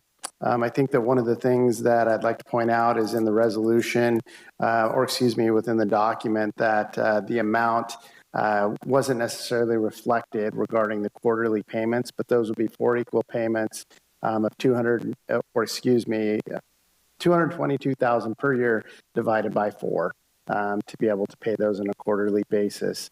Those reports regarding performance will be brought to the council on a regular basis prior to payment. So you would be the decision makers on whether or not they're meeting those key performance indicators as outlined within the MOU, and therefore release those funds as budgeted. Very good. Any questions of staff? Yeah, I'll Mr. Hammond. clarify. I want to make sure that people in the Robles know that the total is actually over a 2-year budget cycle, and it's for a total of $440,000 over a total of 2 years. Actually, 8 payments if everything goes well, right? That's correct. Yeah, very good. Any other questions? Seeing none, we will open it to the public. Anyone who has a comment, this is your opportunity to speak. No one rising to the occasion. I see no one online. We'll close public comment, bring it back to the council. Mr. Strong? Well, I think it's very well thought out. As long as everybody signs it, I think we're in good shape. I think that's the main consideration. The thing that a lot of people seem to forget about is that our homeless citizens, they have the same rights that we have. Many of them have very specific problems, some of them mental, some of them behavioral, and some of them economic. And we have to deal with our citizens, no matter what their economic status or mental condition. This is one way to help do that so that they're not just left loose to try to fend for themselves and face destruction. So I think this is a good thing. Thank you. I just want to thank the ad hoc committee. I think you did a great job in putting that MOU together and working with ECHO to really reflect the conversations that we had here in council chambers. So I appreciate that. Thanks. I'd entertain a motion. Yes, sir. I'll make a comment. Oh, please, John. Yeah, I was going to make a comment again. Just a statement about ECHO and the partnership that we're entering into. Actually is very, very important to me. And again, the work and effort that they've done over the years in Tascadero, now we have in Paso Robles. And so I would encourage any Roblan who wishes to help them to reach out to ECHO, because this is not all that they need. This is clearly a portion of what it takes to run that facility. So the more we can get to help them, the better I think they'll be doing. So, very good. Thank you. Mr. Gregory? I'll say ditto to that, and we're going to need a lot of help. But just an interesting note, in the last thing when we were meeting this week earlier, the state government is tying housing to homelessness in every single grant and budget item. So it's real important to continue in this vein. And I'm happy to make this motion because it's really important to me too. So I'd like to approve the revised memorandum, make a motion to approve revised memorandum of understanding with the El Camino Homeless Organization and disband the ECHO Ad Hoc Committee. Second. Motion by Councilman Gregory, second by Councilman Hammond. If there's no further discussion, roll call vote, please. Councilmember Gregory? Aye. Councilmember Hammond? Aye. Councilmember Strong? Aye. Mayor Martin? Aye. Measure passes 4-0. Thank you very much. Item number 28, City Manager Update, current city activities. Since it's getting late, I'll keep this short. I just want to, again, congratulate our twoest new executives, department heads. We have Angelica Fortin, that was, as announced earlier tonight, has assumed Julie Dolan's role as Community Services Director. And then we have Frida Berman, who is our new Public Works. And then even though he's not new to the organization or as a director, Christopher Aleckel, of course, is our new utilities manager. So the reorganization that council approved as part of this budget process is well underway. We're meeting weekly to, I don't want to say reorganize is probably the best term. The three department heads are working well together as we execute the plan to create the efficiencies that we outlined for council through the budget process. So we're very thankful for council support in this, and we'll keep you updated as that moves forward. And that's all I have to report. Thank you, sir. Current council committee activities and reports, Mr. Gregory. Well, I'm going to start my night off by saying thank you to our fire department. My home burnt, one of my homes caught on fire. And somehow Chief Starnetta had an engine on the way before it started. So they were there in 3.5 minutes and they saved our house. So I want to say thank you. And we're very grateful for such a great department, along with the police department too, but they didn't participate, but the fire department did a great job. Thank you. I just want to also make sure we get the parking thing in front of us sometime soon, Mr. City Manager. And then our community is an incredible place, and so many neighbors came out and helped us too, besides the fire department, and we live in such a wonderful place. It's just incredible. So I couldn't be more thankful for the community and how supportive they are. And that's why it's so important for us to be so supportive of other things like ECHO and everything that we do here. So I just want to say thanks for a great town. Excellent. Mr. Hammond. Thank you, Mr. Mayor. The only meeting I have in the past week or half that was the Integrated Waste Management County meeting. Nothing really much to report there. We do have our new executive director on board, and he's proceeding and taking the helm, doing well. The other thing I had a question for staff is the marijuana workshop coming up Thursday. Would that be on YouTube, or how is that going to be recorded, or will it be able to be put on YouTube, I guess? I believe all of our recordings end up on YouTube. I'll let the city clerk, maybe she can speak to this a little bit more, but I think the general idea right now is that we'll be utilizing Teams to record it, and then we'll be able to repost that on the city website. But Melissa, do you want to chime in on that? I'm not actually covering that as a meeting. However, we can live stream it out via YouTube during it if that is something you want to do. Yeah, it is a remote hybrid meeting, so there will be essentially a live stream of the meeting and the opportunity not just to participate in person, but to participate remotely. So that's the intent is to try to make it as easily as accessible as possible. Post-meeting, we'll take that recording, we'll post it to the website, we'll make sure it's on YouTube as well. Yeah, thanks, Chris. That's exactly what I was hoping. I've had a lot of comment that people would like to dial in and talk and listen along. So if it is live, I think that'd be better actually than a pre-record or after the fact recording. So, again, I have another meeting in San Luis that night, so we're not going to be make it, but I think Mayor Martin's going to be here, some others. So that's all I had. Thank you. Councilman Strong. Yes, thank you, Mr. Mayor. And yes, actually, I had a Main Street meeting, but we had a city council meeting in conflict with it, so I wasn't able to attend that meeting as a result, unfortunately. But I understand it went well, and that's all I can report on that. We did also have a Library Board of Trustees meeting with wonderful statistics as to the use of the library. It's getting better and better all the time, and I understand that those statistics will be on the website soon. So people can see them on the website if they just look for them. But our library is just really cranking. And the Board of Trustees has done a very good job of amending their goals, and everything is moving ahead just smoothly. And they've updated them so that they're current, and that's really good. And our chief librarian is doing a wonderful job in all of her capacities, doing the dual job right now of running the entire major department as well as still being the head librarian.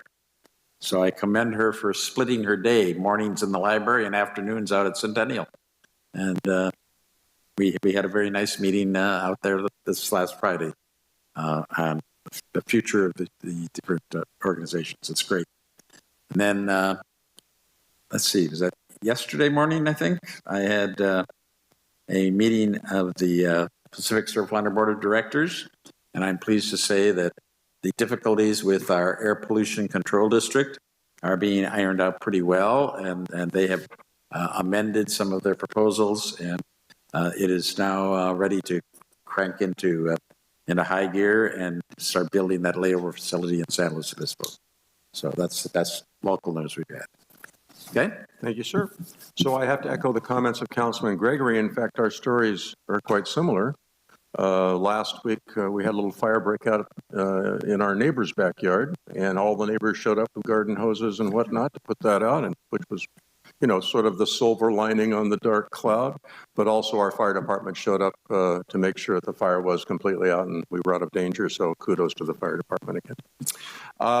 Kind of a light week for me. I met with city staff and a representative from Senator Padilla's office. We made a heavy pitch for Highway 46 improvements and looking for government funding to help make that happen. Met with our city staff and with school staff to talk about the possibility of shared facilities, including baseball fields in the future, because we know that we have capacity problems there. Things sound very positive, so we're working forward to see what kind of potential exists in that area. I attended the retirement celebration in the city park for Julie Dallin. I attended the first anniversary of the Oak Senior Living Complex on River Road. They had a great band there playing my music. So sending me a message, if you know what I mean. I attended a special meeting of the Homeless Services Oversight Committee with respect to recommending forward the 5-year plan to reduce homelessness by 50% to the County Board of Supervisors.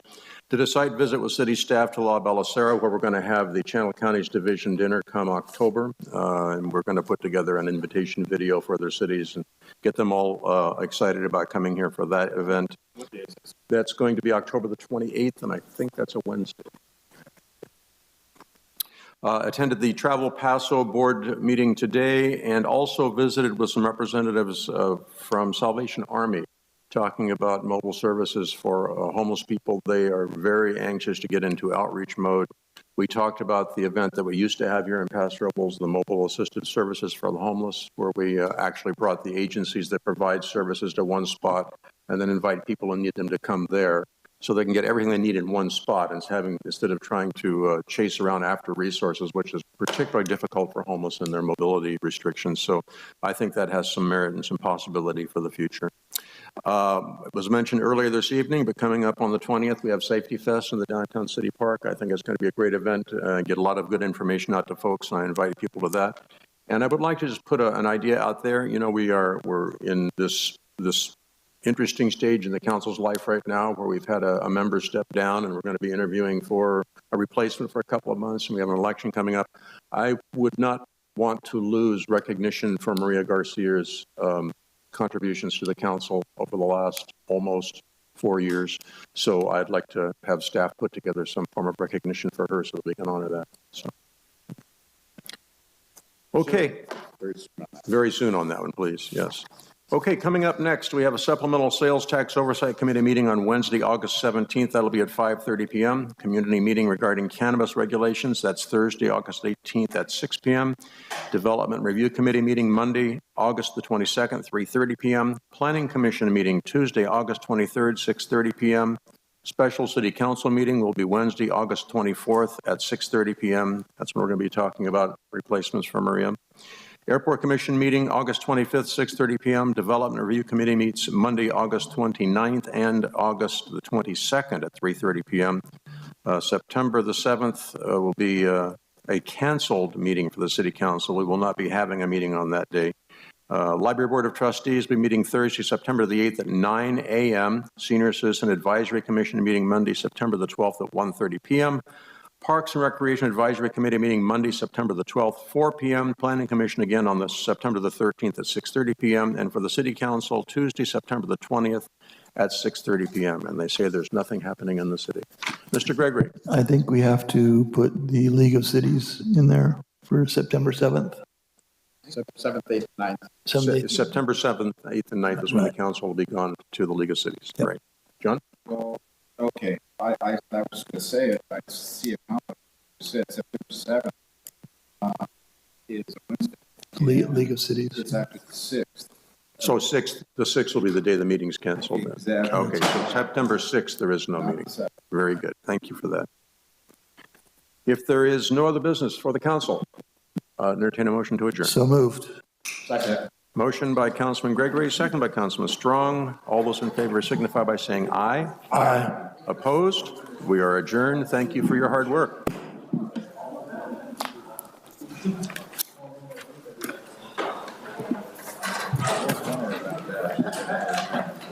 Yeah, that wouldn't make much sense. Okie dokie then.